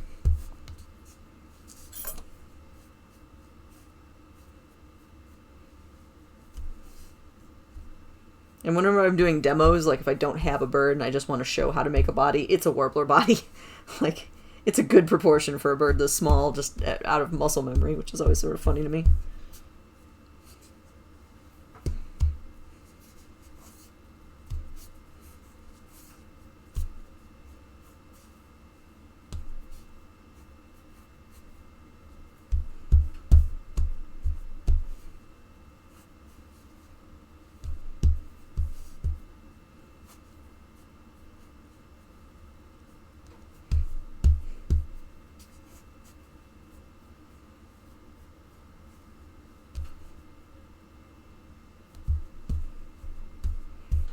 That might be enough.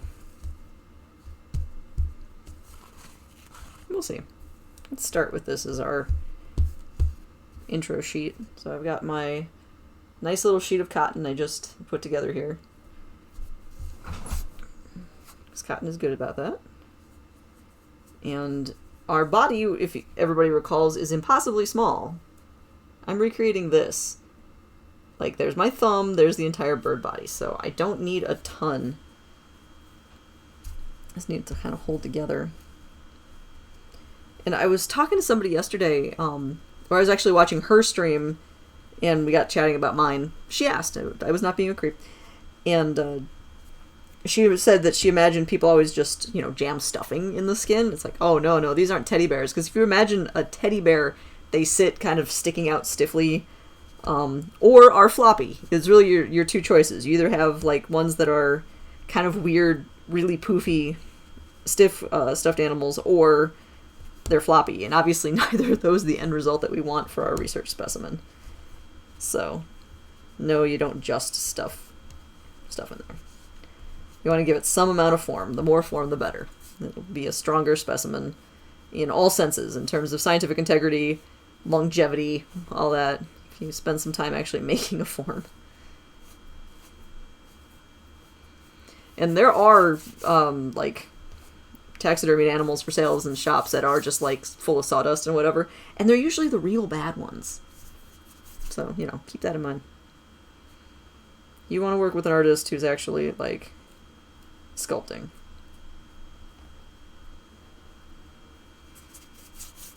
Okay. So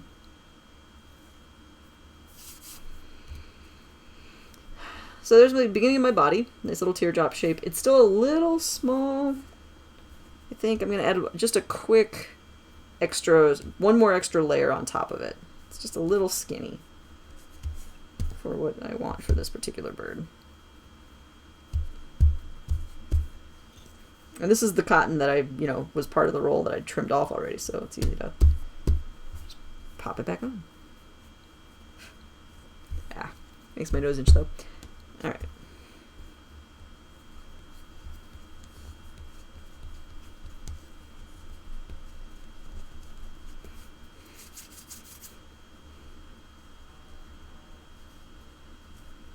Okay, so my bird body is there, and so to compare it to my actual bird body, not bad. Similar size, and the white new body is fluffier, but that's good because the other one is solid, smooth muscle. But, okay. Pull those down a little bit, and those feet a little high up in the floof. Okay, then the final thing that we need is his spine and brain stuffing. So, I have a skewer that I have left over from another bird, and I just want to make it a little bit bigger Then his actual spine, so we'll put that like, you know, it's a little bit bigger. It's not bad. There we go.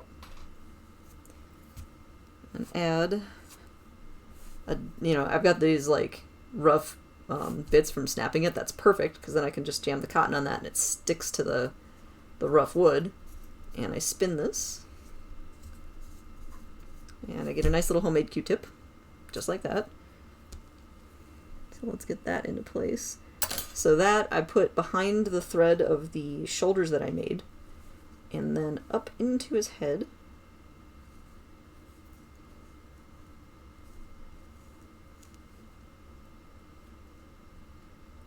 I actually made this one a little small, but it seems to be working. So I could have made that Q-tip a little bit wider, but this does pass the creepy puppet test. So I'm not going to worry about it. Just lost a bunch of feathers from somewhere. It's a little disconcerting. Yeah, and that's starting to look birdish. Like, just the overall shape is looking a little more shapely. You know, it's structured like a bird, which is good, because it is, in fact, a bird. So I'll put that down. Yeah, that's a good length, I think. Okay. And then let's get this head into place, or this body into place. So, holding on to this, and then just, zoop, popping it up through his neck.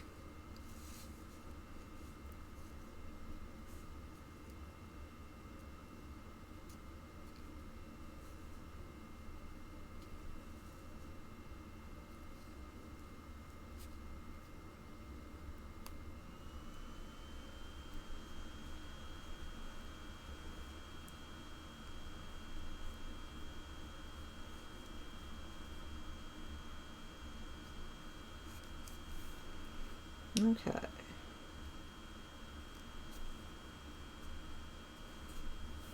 Well, that went in really nicely. Good, good, good. Pip, pip, pip. Yeah, no, this is coming together way better than I thought it was.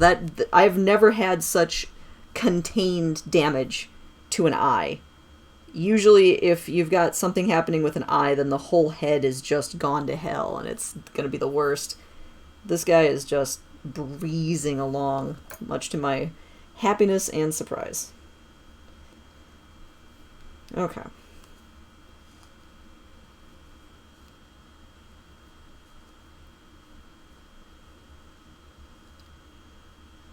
Yeah, because anytime the finder is like, yeah, it's been dead for some time and isn't fresh, you're like, ooh, you know. So that was already a concerning sign, and then the fact that the eye was so messed up, I didn't have a great expectation for this little bird, but as it turns out, it's a great little bird. Okay. So I've got the body form in there, and something that I've been trying to do more is tying the body form to the stick that I put in the back. It's not something I used to do, and I'm coming around to the idea that I want to be doing that. So I'm going to do that right now. This is such a small specimen, I'm just going to do like one thread on here.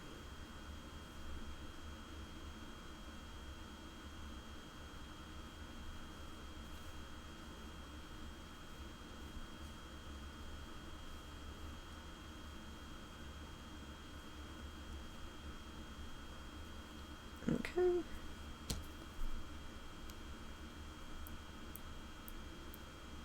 This is another one where I kind of need the tweezers to help me tie my knot, so I don't have to move my hand as much.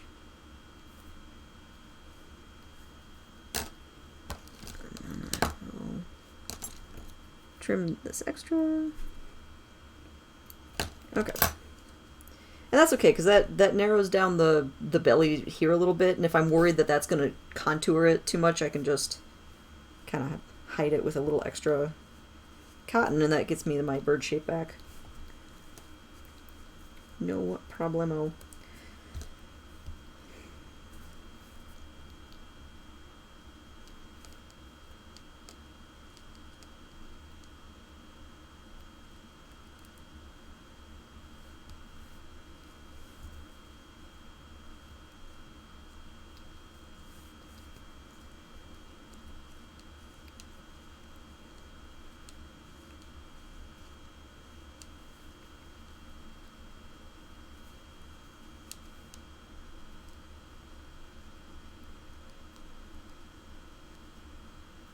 I'm having a hard time finding the bottom of the belly skin. I think it might have dried to itself a little bit. Specimens this small just dry out so fast. You guys have seen me re-wetting it this whole time, and it just still goes on you.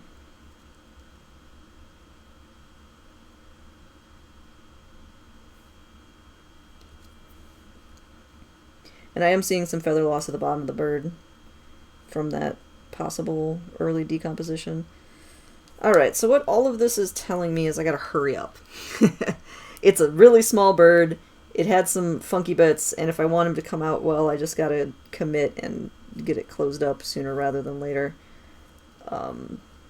Which is so doable. So doable.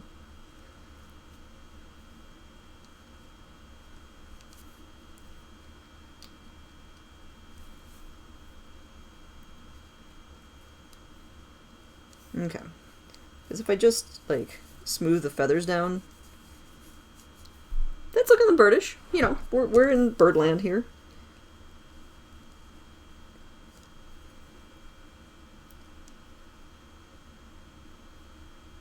Okay. So let's get a couple stitches into the top.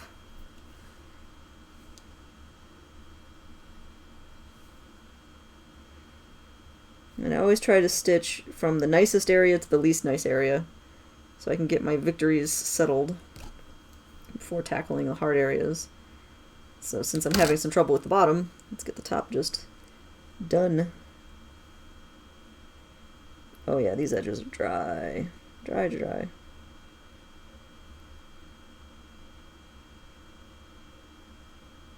And I can re-wet it to a degree, I just have to be careful because I don't want it to, like, get the cotton wet. So if I can just get it to start coming together without wetting it, I would rather. Okay, I think my camera view is still pretty okay for you guys to see this stuff. Tiny though it is.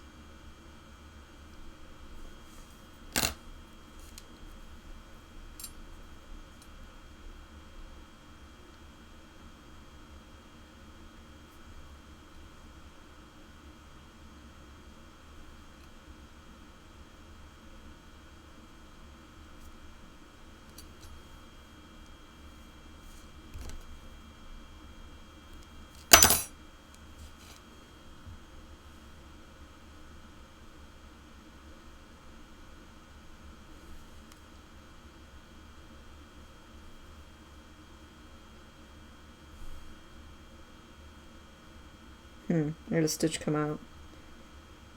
That's not a good portend. Yeah, I'm gonna have to try re-wetting this just a little.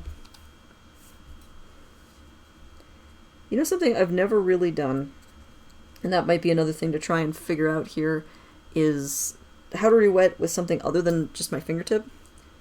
Because paintbrushes have seemed too bulky, but I'm sure there's... I've heard tell there's a wide variety of paintbrushes out there, so I might be able to, like, do this in a better way, you know, more targeted re-wetting. Maybe. Oh, I'm so annoyed by losing that stitch.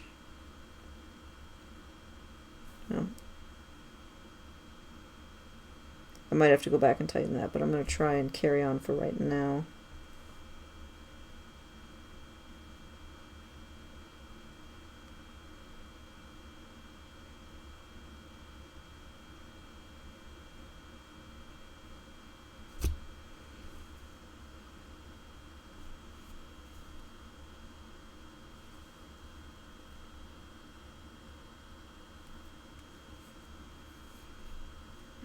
Looks a little weird.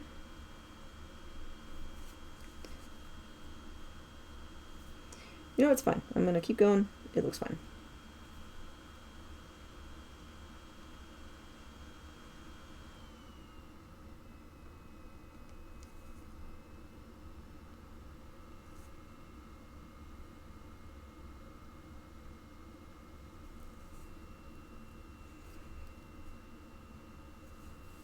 This isn't my finest needle, too.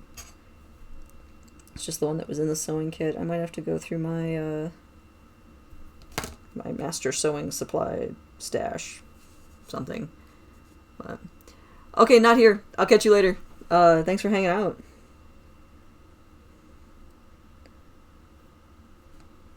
Afternoon art with a bird.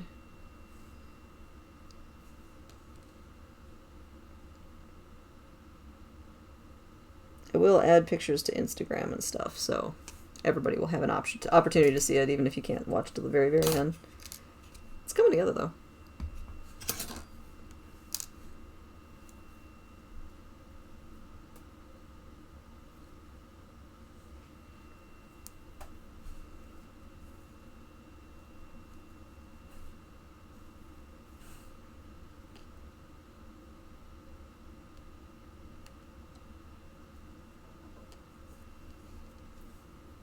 I caught his little foot. They got big claws. There we go. Okay, I'm going to take a second to make sure that my stitches are actually tightening evenly. And I don't just want to, like, pull. You know, you gotta go back and look at them. Yeah, I've got some gaps up here. And some gapping is fine. Because, again, I have no seam allowance, so there's no point in making it super tight.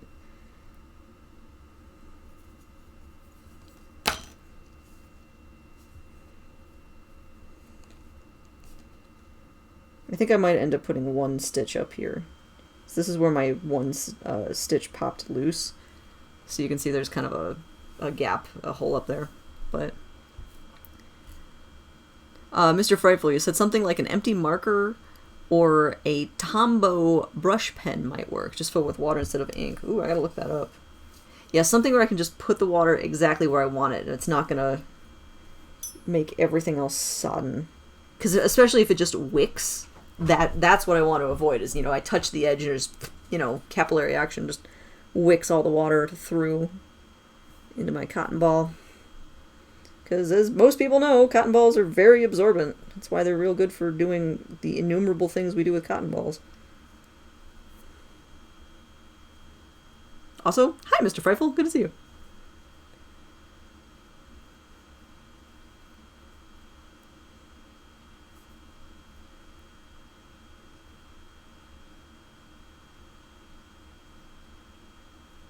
Okay, so this side had a little bit of the early decomposition, and so there's a thin line of the tissue I want, but then a hole.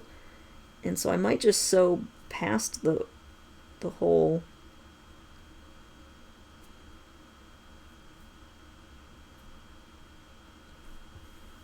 Into that other side, see if that works.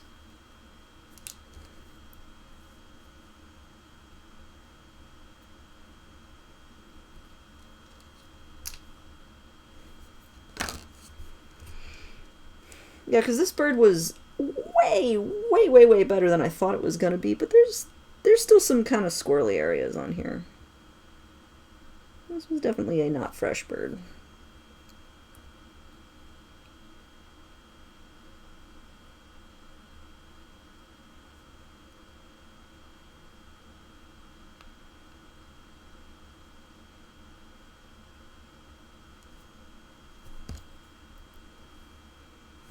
I keep catching those little feet.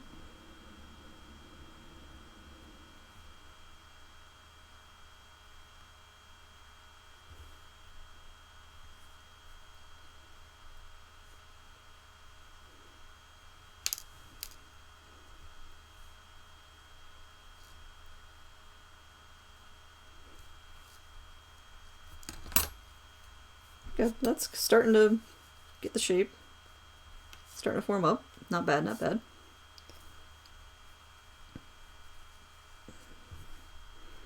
I might have to make his tummy a little less full.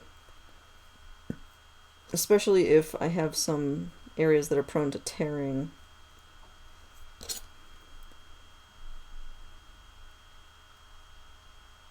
Yeah, let's remove some of this.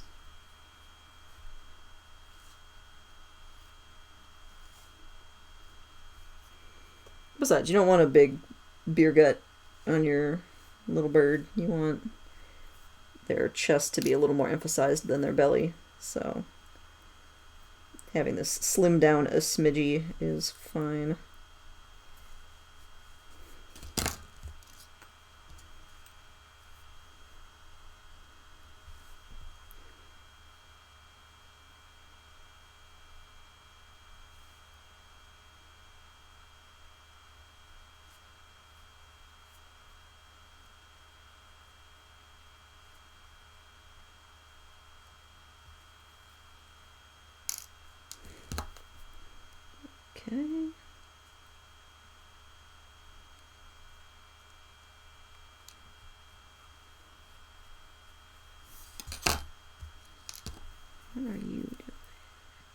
Okay, yeah, this is my extra funky tissue bit here. So that just needs to be... Okay, that should be... I can get that on the next stitch. That makes sense to me. I basically have like a weird floppy bit of skin from that thin side. Totally doable, totally workable.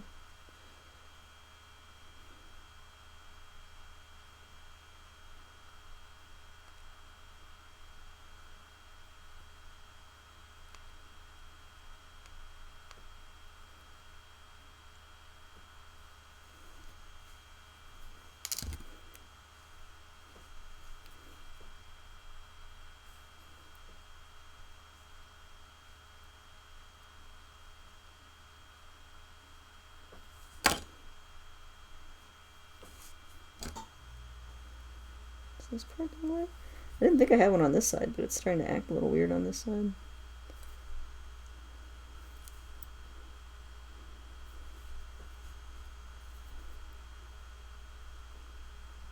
So the feathers can tell you a lot if the skin got twisted or, you know, some other malformation like that. And so if I have a bunch of feathers sticking up or doing things that just don't look right, that's a call to be like, wow, why doesn't this look right? It should just lay correctly if I'm doing it right. And so if it doesn't lay correctly, it's not the feather's fault. It's me.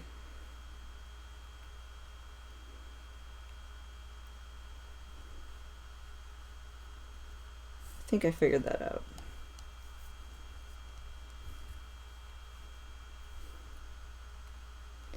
Still kind of a hardness. Oh, there. Okay. Never mind. I got it. There was a little bit of damp wood shavings that were kind of holding it in a strange shape. So fixable.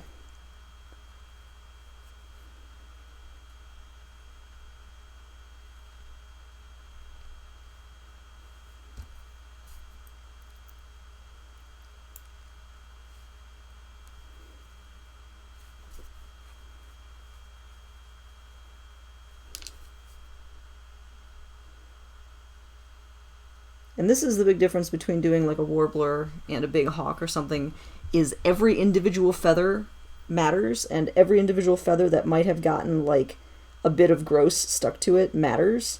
Whereas with a hawk, I could have a big swath of achiness that I just like brush off or hide. But there's not a lot of feathers on this bird. There's just not a lot of this bird.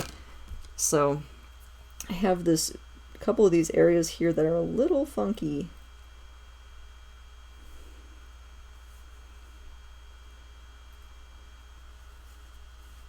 Okay, there we go.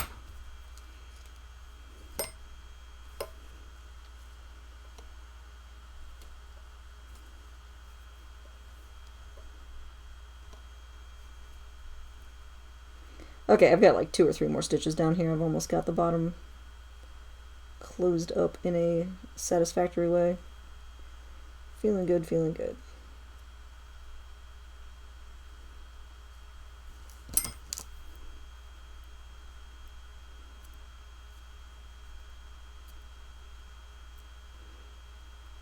You know, it's funny, because this bird has such gorgeous mating plumage, it's extra fluffy and it's all kind of in the way.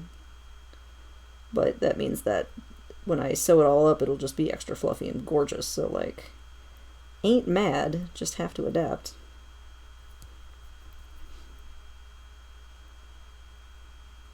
Right now what I'm struggling to find is the actual edge of the tissue, because it's so fluffy down here, and by pulling out that little bit extra cotton, the cotton got a little fluffy. And so I'm basically looking into a world of fluff, looking for the edge of the skin. There it is. Man, that was deeper in there than I thought it was going to be. World of fluff.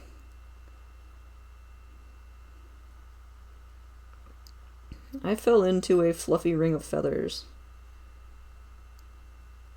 It went down, down, down, and it continued to be a fluffy ring of feathers. I'm not a songwriter.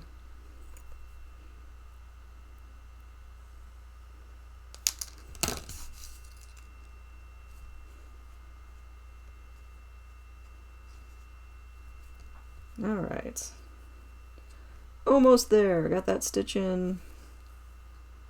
Those legs are more or less doing what they're supposed to do. Being little bird legs.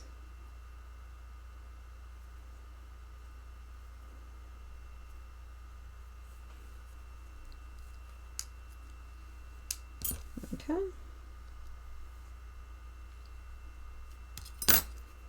And last stitch right down towards, oh, got that foot tangled, down there by our cloaca, and then I might want to go back up and do that one more stitch at the top of the bird. We'll see.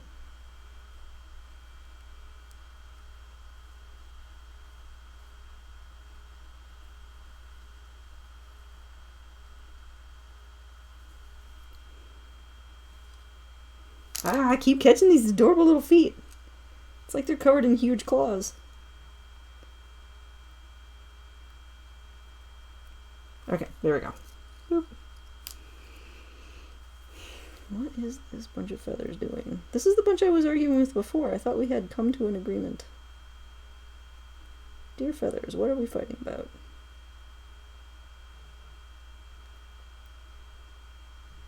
So you guys go here.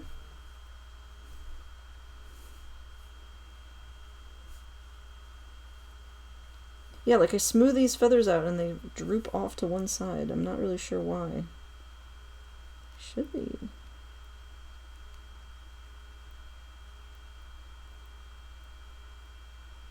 Oh, you know, I think a stitch came out.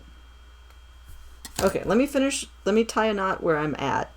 And then I think I have 2 additional stitches I might do to get these feathers to lay right. Or I might just pin them and let them dry in the right position and not mess around with it too much. Because overall, this I continue to be actually, as much as I'm mulling about all these things, I'm very happy with how this specimen came out. I am so surprised it's this tight. It's this cute, given the amount of damage that its eyeball had.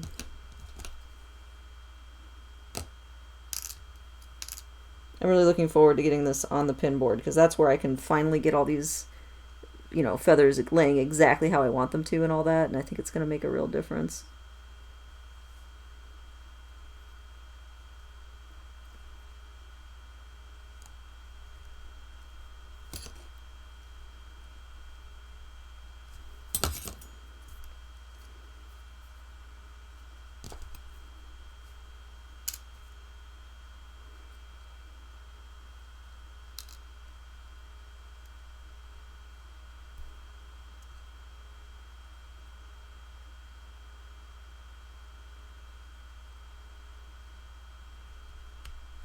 Okay, so I've got that tied off. I just have to trim this one.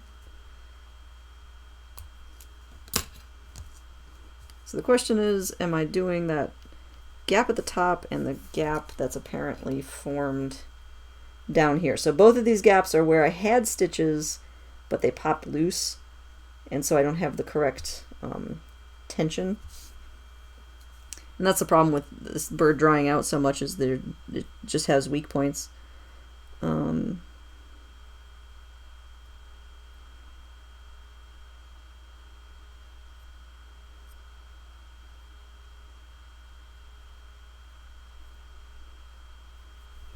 Because if I can just get the feathers to lay right without worrying about that, I probably will.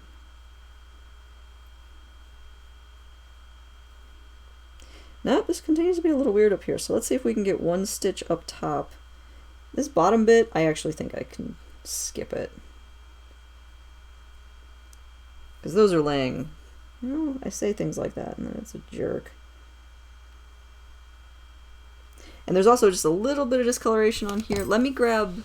That's what I need to do. I need to grab a little bit of hydrogen peroxide.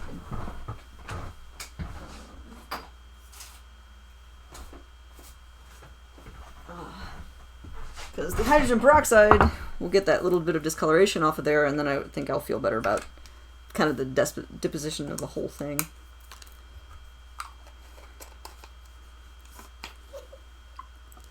Oop. That went a little bit all over the place.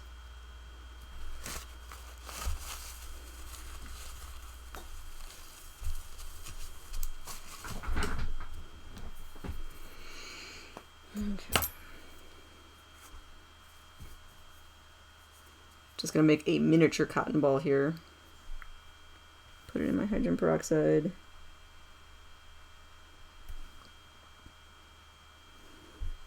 Hydrogen peroxide is just great for lifting the blood off of feathers, because it turns blood white or clear.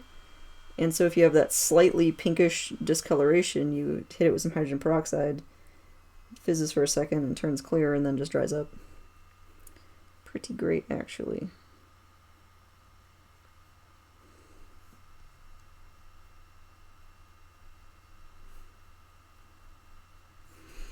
And of course, I don't want my feathers to be wet, but there's a small enough amount on there that that should work. So that's something I do is I take tiny little swaths of cotton and I can brush on the outside, but that's not as precise as I'd want if I was re-wetting the insides of the birds the ways I think I need. Alright, so let's see if I can get one more stitch up here to repair this chest gap, which I simply don't love.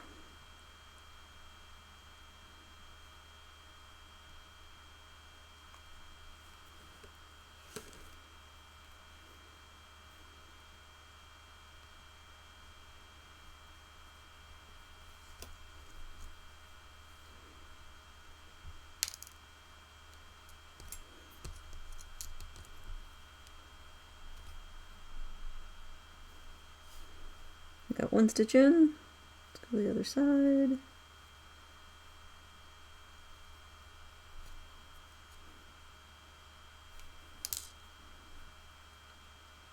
I just tighten these up.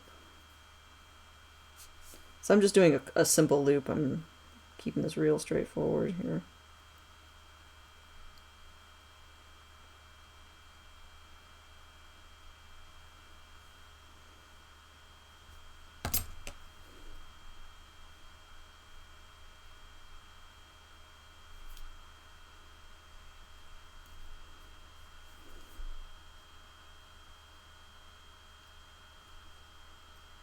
Man, I have this one feather just being a jerk. So there's one feather that's just insisting on sticking absolutely straight up, and a lot of times that can indicate that your bird is understuffed. And so it's possible that with moving the stuff around up here and having that gappiness and whatever, it's not laying right because it feels like it should be more supported.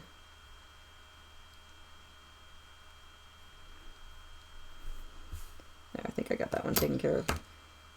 Alright, let's tie these off. And then it's time to pin and be done. Dun, dun, dun, dun, dun. Well, done with the stuffing part, then I gotta do the body.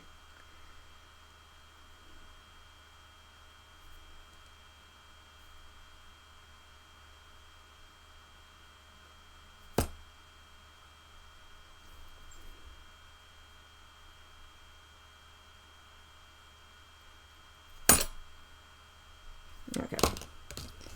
Got that knot tied. That looks way better. Way better.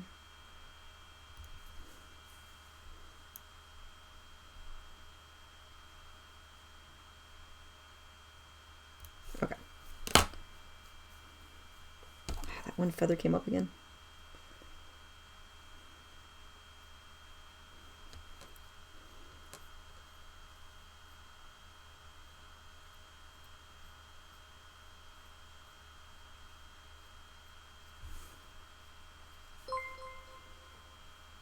Hello, Moon. Yeah, they're so cute at this stage. Yeah, because it's together, you know, now it's just down to the super minutia of getting absolutely every feather to lay right. So, okay. Ugh, got that. Let's get all the extra cotton out of that little mouth.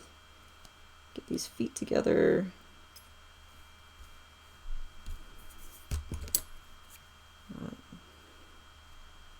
This has now done its job. That looks good.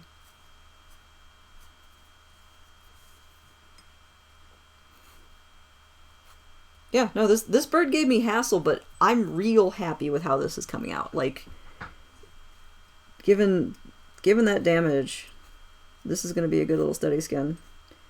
And, like, the data around the eye is lost, and that's too bad, but it's okay. It's got 2 eyes. Bilateral symmetry is working in our favor. Hi, Mega. It's good to have you back, even if it's half paying attention.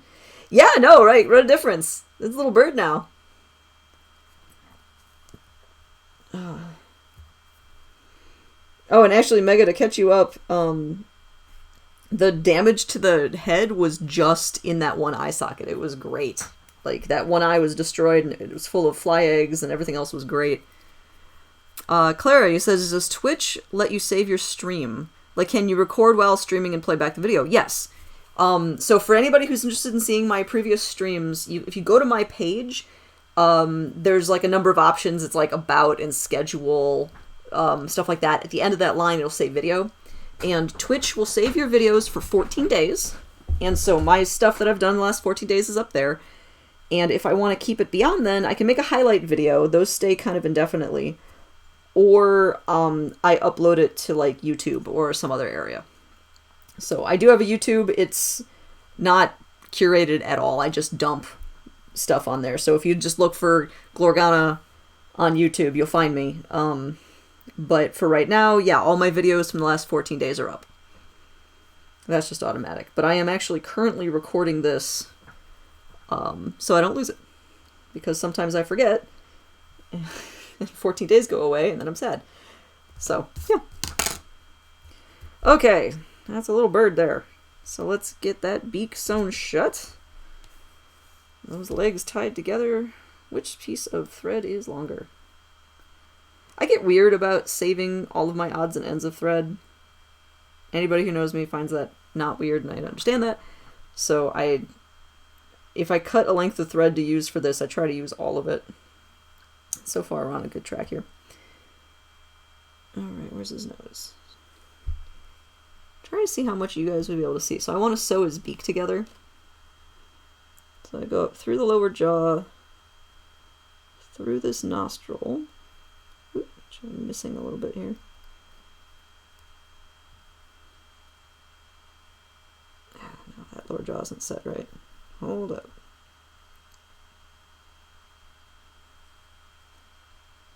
That looks better. Alright. Through the lower jaw, through the nostril. So, right like that.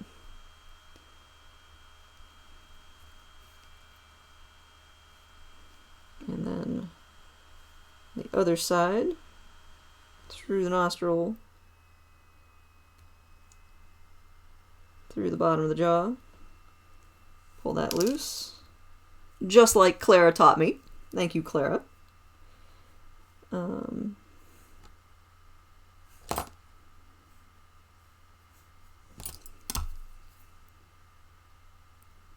then tie. I still, like, I love this thing that you showed me. It's so much better than the old way I did beaks, like, night and day. I love learning new stuff, meeting people who have different ways of doing stuff. Alright, that beak is together. Let's get these feeties together.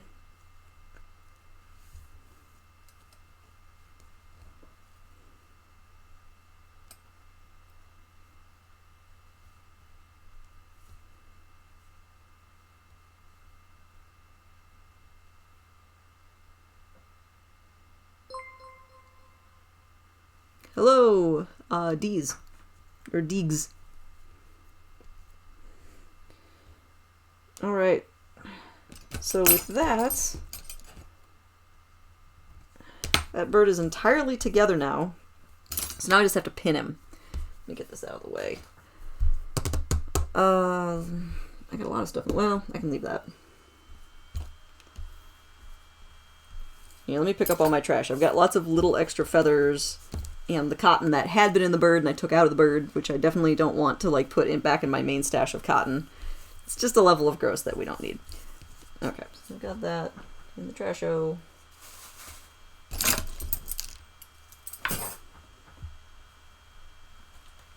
Okay. Got his little body out of the way. Move these. Okay, so I have my pin board, so anybody who saw my Saturday stream will recognize the dove that's currently on the board. It's doing quite well. So you guys can see it. So there, that's a mourning dove that I finished on Saturday. And move. There. These protective bands are something that is unfamiliar to people who have ever done this. Since I'm not at a museum and I don't have my drying rack in a place that's fully protected in a way that I feel is safer from insects, I have a drape that I put over my drying rack, so I have these bands to hold the drape off of my bird so it doesn't muss up all the feathers that I've already placed. And it works fine, even though it looks kind of silly. But, you know, that's a lot of things, actually.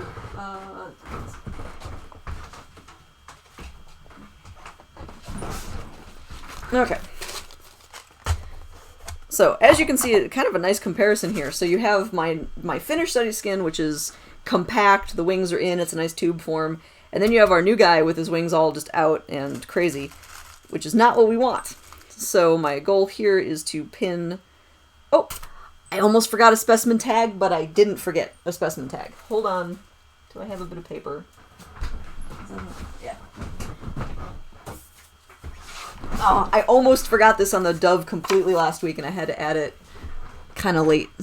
So, hang on. Specimen label.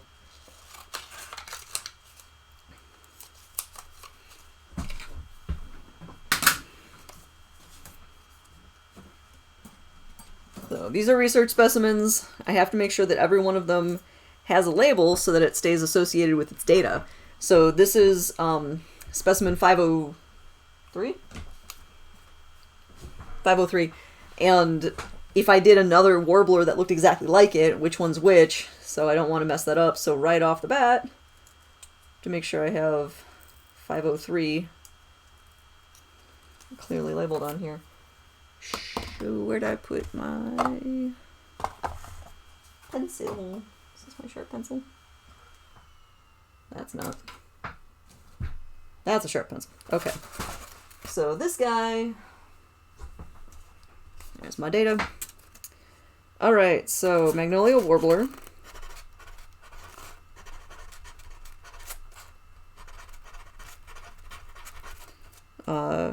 Dendroica Magnolia.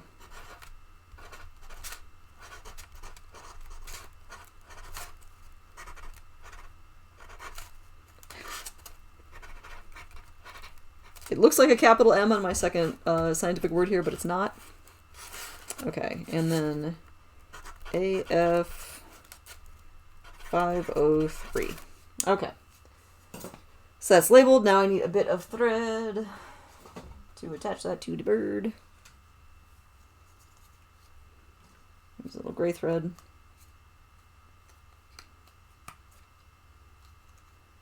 That's probably good enough. I don't know where I set my scissors down, so scalpel. Sure. It's an efficient way to cut something. Why not?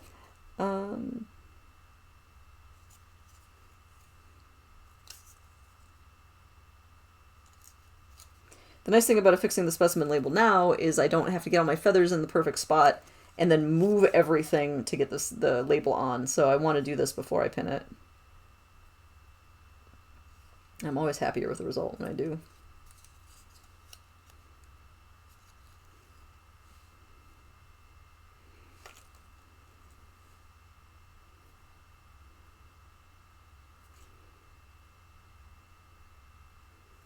Okay.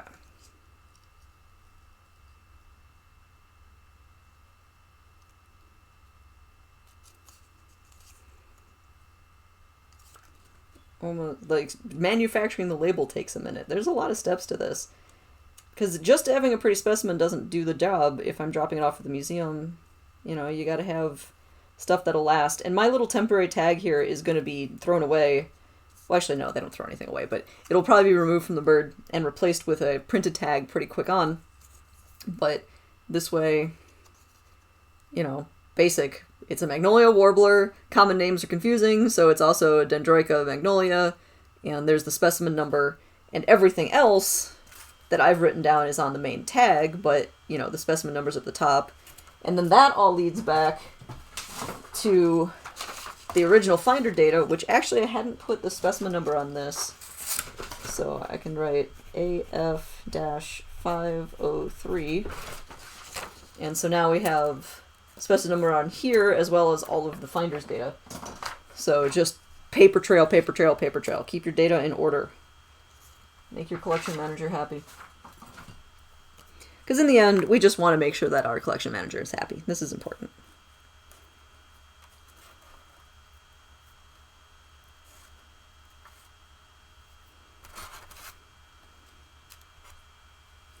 And then when I put this on, I just do it as a quick slip knot so that it can be really easily removed should the collection staff deem that to be a good idea.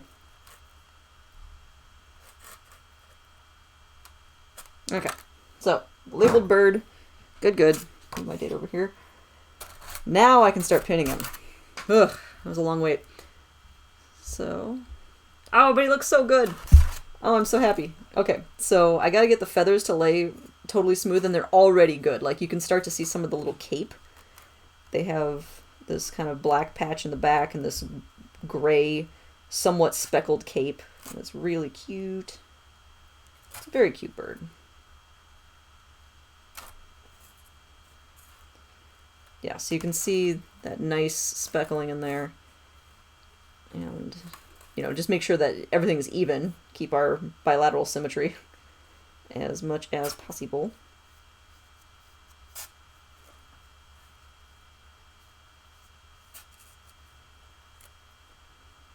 Okay. And these tail feathers are sitting a little funny.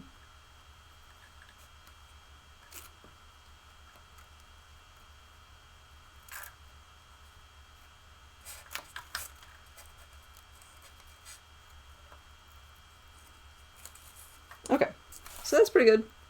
That's more or less even. And then I actually am going to take these wings and fold them and place them along the back.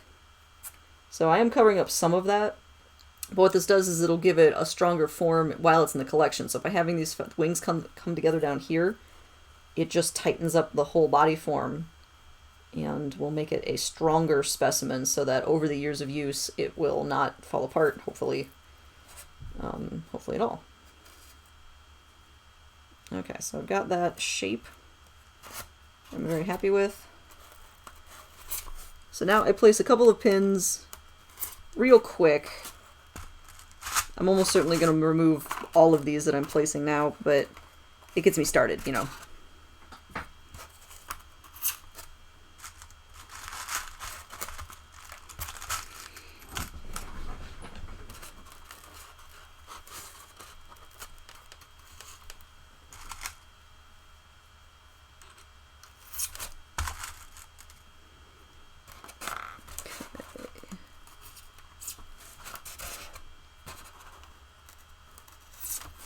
Okay, so what can you guys see? Maybe move this up here.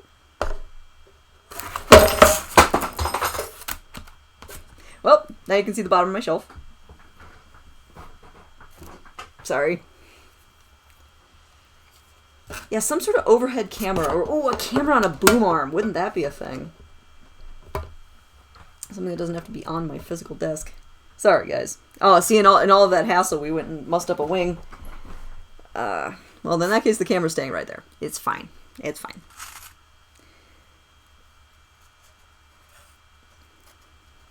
And I fixed that wing. Because it's, in fact, fine. Although I am gonna... Let's get these feet in order before I do much else. So we've got his little white poofy tail coverlet here.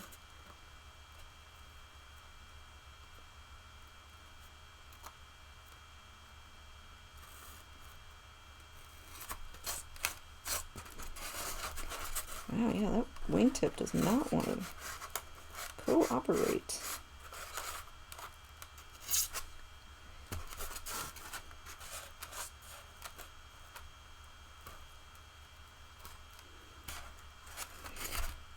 Huh, alright, I think my other wingtip is slipping a little bit too. Come on, guys. Work with me, get with my program. Okay, that looks already Not too shabby. Oh, Mr. Frightful, you said a lot of people use a camera on a boom mic for creative and crafting streams. Yeah, no, I need to get something like that. I have had this camera for probably at least 5 or 6 years, so it's great for up close. It's kind of poop for everything else. So I really could use... Ooh, a third camera. 3 camera views, and this one's just if I'm doing ultra close-ups. That'd be fancy.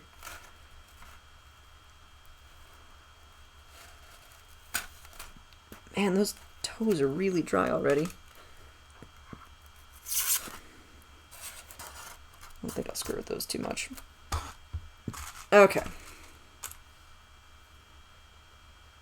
Luckily, I think I had the audio turned off on this, so hopefully you guys didn't hear the clatter from a first-person point of view. Assorted artists use a harmonica mount, so you can get that for the first-person view. Oh, where it's right here. Yeah, that could be pretty cool. Because I think if I had like a GoPro, I'd make everybody ill because I move my head around so much. But yeah, harmonica stand. That's interesting. Because you want to see the detail. This is... Oh, there's a loose feather. No wonder that didn't look right. You really want to see what I'm doing from an up-close point of view because it's neat. But I gotta then be able to get my hands in there. So... Yeah, no, that would be cool. So, things to look at. I basically have been... I started streaming in August, and I've been trying to, like, balance which things I'm focusing on. So, like, at first, I had to get streaming equipment, of course. So, you know, I got OBS software, I got my cameras set up, I figured out some rough lighting. You know, I did the basic stuff. Got it set up. Great. Then...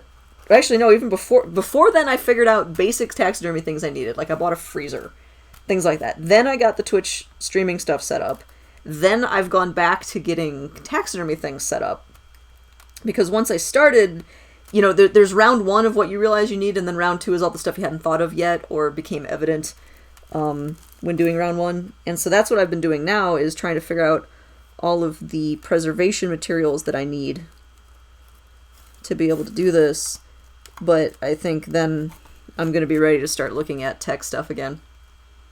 Because I've got my preservation set up okay. It's okay.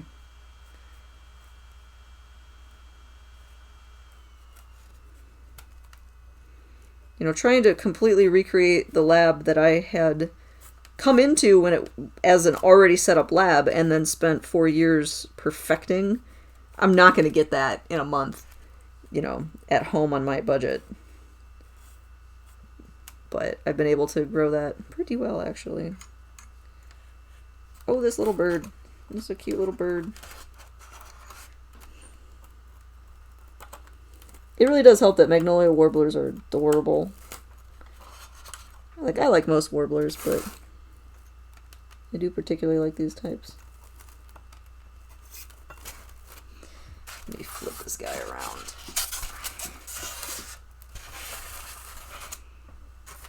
Oh, that's in the wrong spot.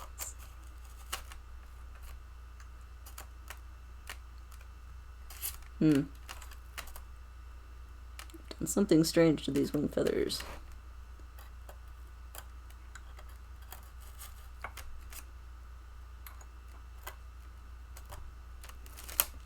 No, it's not bad.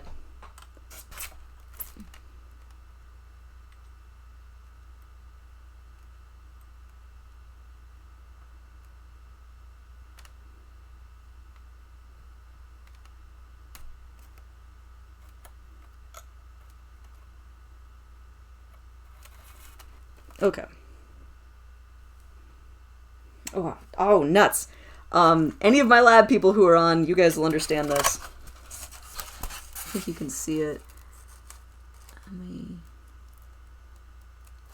There it is. There it is.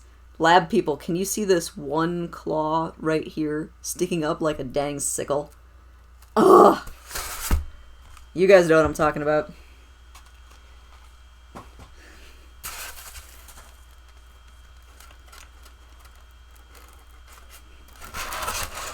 Where's that supposed to be?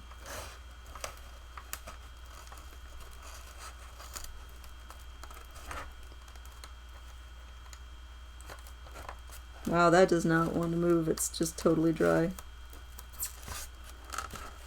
So for yeah. Yep, ready to catch all the snags and feathers just for me. So for anybody who hasn't had to listen to me rant about this in my lab, because all my lab people have had to freaking hear it, is if you have claws that are sticking up, then over the years they can snag on the other specimens in the drawer. You know, because it's basically little burr-like spikes sitting up that will potentially get everything, and you could damage another specimen 50 years down the line because you left the dang hook sticking up out of your bird's feet. There, I think I've got that more or less squirreled away. Ugh. Yeah, that's the one thing I go on about everybody's bird. I was like, okay, I love everything you did. Your bird is magnificent, except let's talk about these feet. And people, I swear I probably gave some of my poor lab people PTSD on this one. Mr. Frightful, you said there's lots of vids on setups and jury rigs for streaming. Number of podcasts and vodcasts really starting up dedicated to the creator maker side of Twitch. Sure. Yeah, this is a different setup than gaming big time.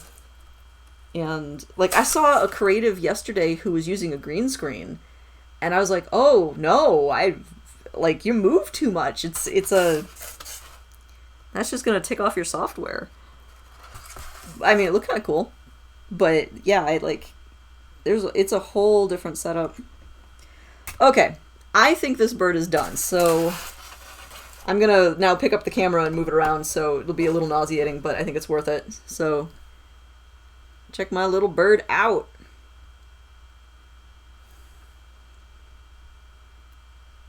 So I've got pretty good body shape.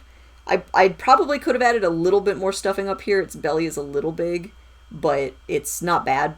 I'm pretty okay with that. It's very straight. From above, trying to get my angle useful. He's not the absolute straightest bird. Actually, let me fix that. What was that? Oh, okay. My scalpel fell on the floor. I've moved him so much that his head is actually... There we go. There. See, this is why we check. Now that head's on a little bit straighter. And so you want a really straight line from the tip of the beak down the center, down the middle of the tail, and I think I've pretty much pulled that off. An important part of the field markings are they have these patterns on the two sides of the chest, but there should be a stripe down the middle that's yellower, and I feel pretty good about that. Sorry for me being in my own light here a little bit, but yeah, you can, and that nice throat bar is really evident. You can see the white bar on the tail. Pretty happy about that. And then on his good side, I can still see that white bar above his eyes. I can see the eyelid marks, all that. So having the one destroyed, I didn't affect the fact that I can have the correct field marks on the other side. So this is a pretty good specimen. Mr. Frightful, you said you've seen some clever use of chroma key in cooking streams. Huh. You know, one streamer who has a chroma keyed background and has stuff displayed on there. Oh, okay. Yeah, so usually I think of chroma keys as failing if you're moving too much, but if you're pulling it off, I think the key is good lighting. If you have really strong lighting, you can do that in a kitchen. That seems reasonable. So something I don't know if I've talked about on stream, but my lab people know, is part of the final deposition of the specimen is you have to rate the specimen as being excellent, good, fair, or poor. And basically people have to rate their own work, which is very hard because many of us are taught to be overly humble, and that's dumb. So this specimen is excellent. And actually both of these are, but we'll talk about this guy. Actually, no, this one's not excellent. That's important to know. So this one is excellent, this one is good. This one's excellent because even with the damage around the one eye, you can see the field markings. It's a good body shape. Everything's even. It's good technically. It's going to do exactly what it needs to do. So there's a little bit of missing data, but not enough to knock it down. This guy had a lot of damage, this dove. It was hit by a car. It lost a ton of back feathers. It lost half of its bottom tail coverlets. The head's kind of wonky. So it bumps it down to good. It's missing enough structural stuff that even though I did a good job, the specimen isn't excellent. So that's always an important one to make sure that people are You know, I don't have to give yourself an A+, just how usable to science is the specimen.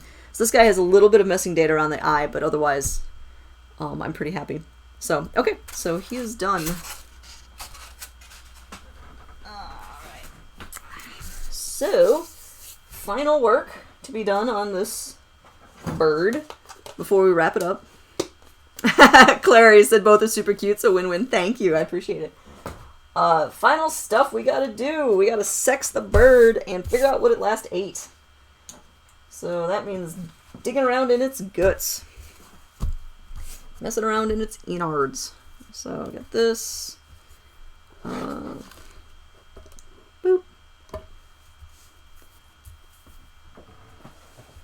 Which means I should get my tools back off the floor.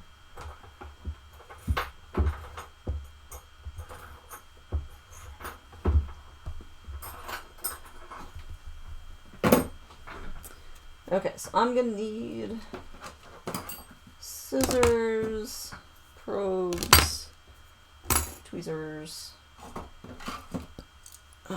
calipers, and gloves. Actually, I'll just do one glove. I've been having some pretty good luck getting into that. Alright, so here's our little body. It's the original bird body. Absolutely. You better be doing excellent work. Gracious me. Or else. Yeah, you just gotta rate the specimen. And sometimes your work does impact the specimen. It does happen. But generally speaking. Okay, Clara, catch you later. I'll post what the specimen was, the sex was for this little guy. See you around. Tis the season for going to the post office. Alright, so we have our little warbler body. Oh yeah, these guts are mushy. This bird was on the edge of going completely bad. But happily held off long enough to get taxidermied. Thank you, little bird, for your commitment to science. Alright. So open him on up. Let's get this digestive tract out of the way.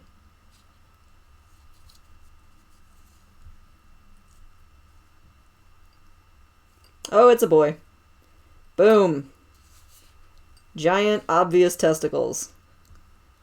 Clara, if you're still on, I don't know if you can see that.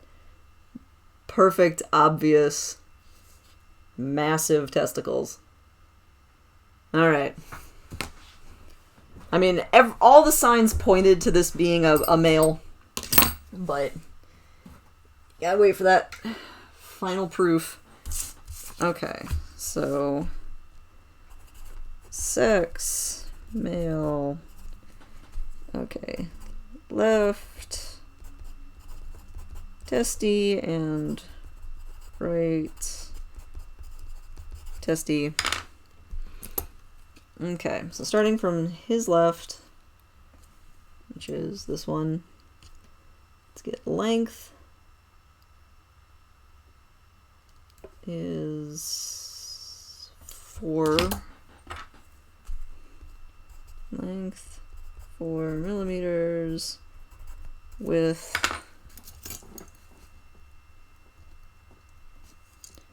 oh, this one's really wide.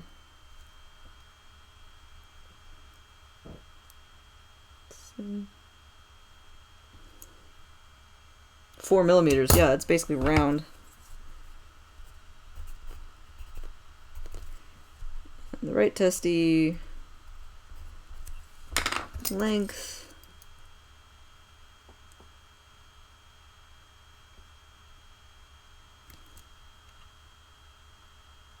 is a nice even 3 millimeters. And width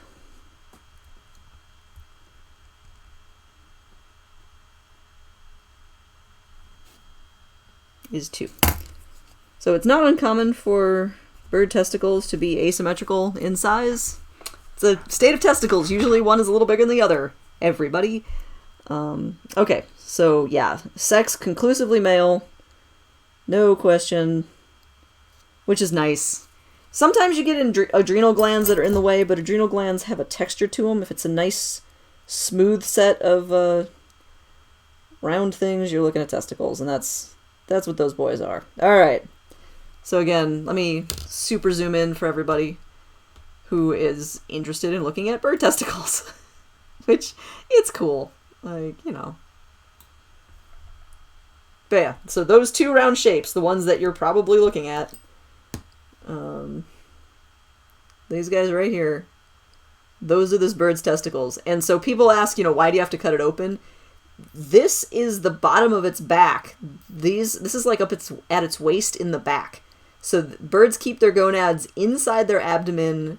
Behind it is a kidney, and then testicles, and then their digestive tract. So they're nestled like way deep inside the bird. So you gotta go digging. All right, and then let's see what our friend last ate. It's a warbler, so it's probably insects. Question of if we can see anything. Oh, he's full of food. That's good. Oh yeah, that's an absolutely full stomach. Good for you, small friend. Living the life, doing the thing. Whew, now there's a smell. You cut someone's stomach open, things can get a little weird. Well, this is the part I really miss having the lab and a microscope, because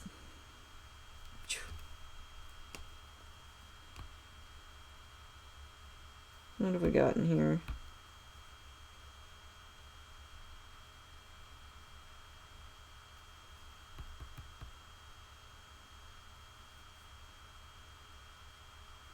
Yeah, it's full of carapace pieces, but they're so small and I don't have the equipment to deal with it. Although I think this is some sort of flying insect. Yeah, so I'm definitely going to say arthropod fragments, but I don't have the equipment to do a better analysis, which is too bad. But there's a lot of wing fragments, actually, now that I'm looking at this. So wings are easy. They tend to be clear and kind of an amber color, whereas carapace, and this is all post-digestion, so these are things that are in its gizzard, getting ground up, mixed with digestive fluids. So carapace pieces tend to be black, unless they have a really strong pigment, and wings tend to be amber. And I'm definitely seeing both here. So this was eating a lot of flying insects, which is kind of cool.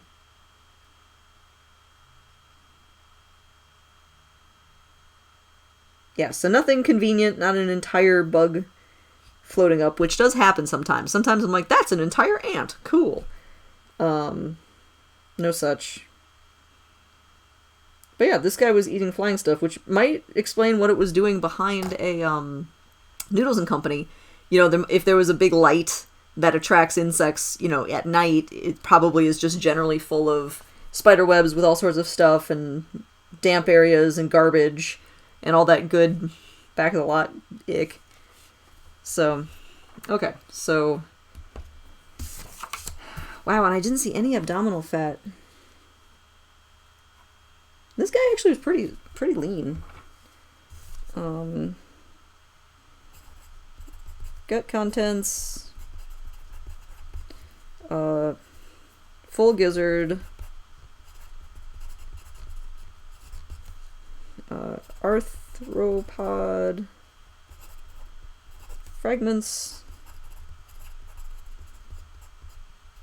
lots of wings, oh, and then for fat, overall it had light fat. It was not a particularly fatty bird. Okay. So that is everything that I'm doing for this specimen. So we've now gathered all of the available data that I'm able to gather here.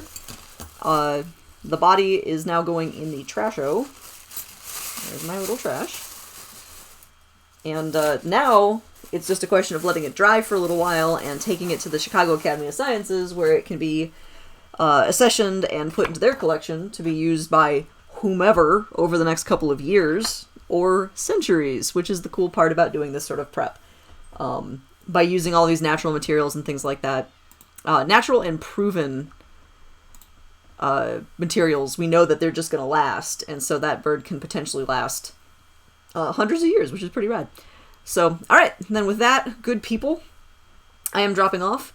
Thanks for hanging out with me, thanks for chatting, and I will see you guys. I'll be doing my tinkering tomorrow. Honestly, I might be doing some taxidermy-related stuff tomorrow, although I won't be doing taxidermy. But I need to work on some data sheets. I might glue a mouse skull a little bit more together, things like that. So I've got some kind of tidy up work I'm going to do tomorrow, and then my Saturday stream is going to be a juvenile robin. So, alright everybody, then thanks again for hanging out with me. It was nice to talk to you. See you later. Bye.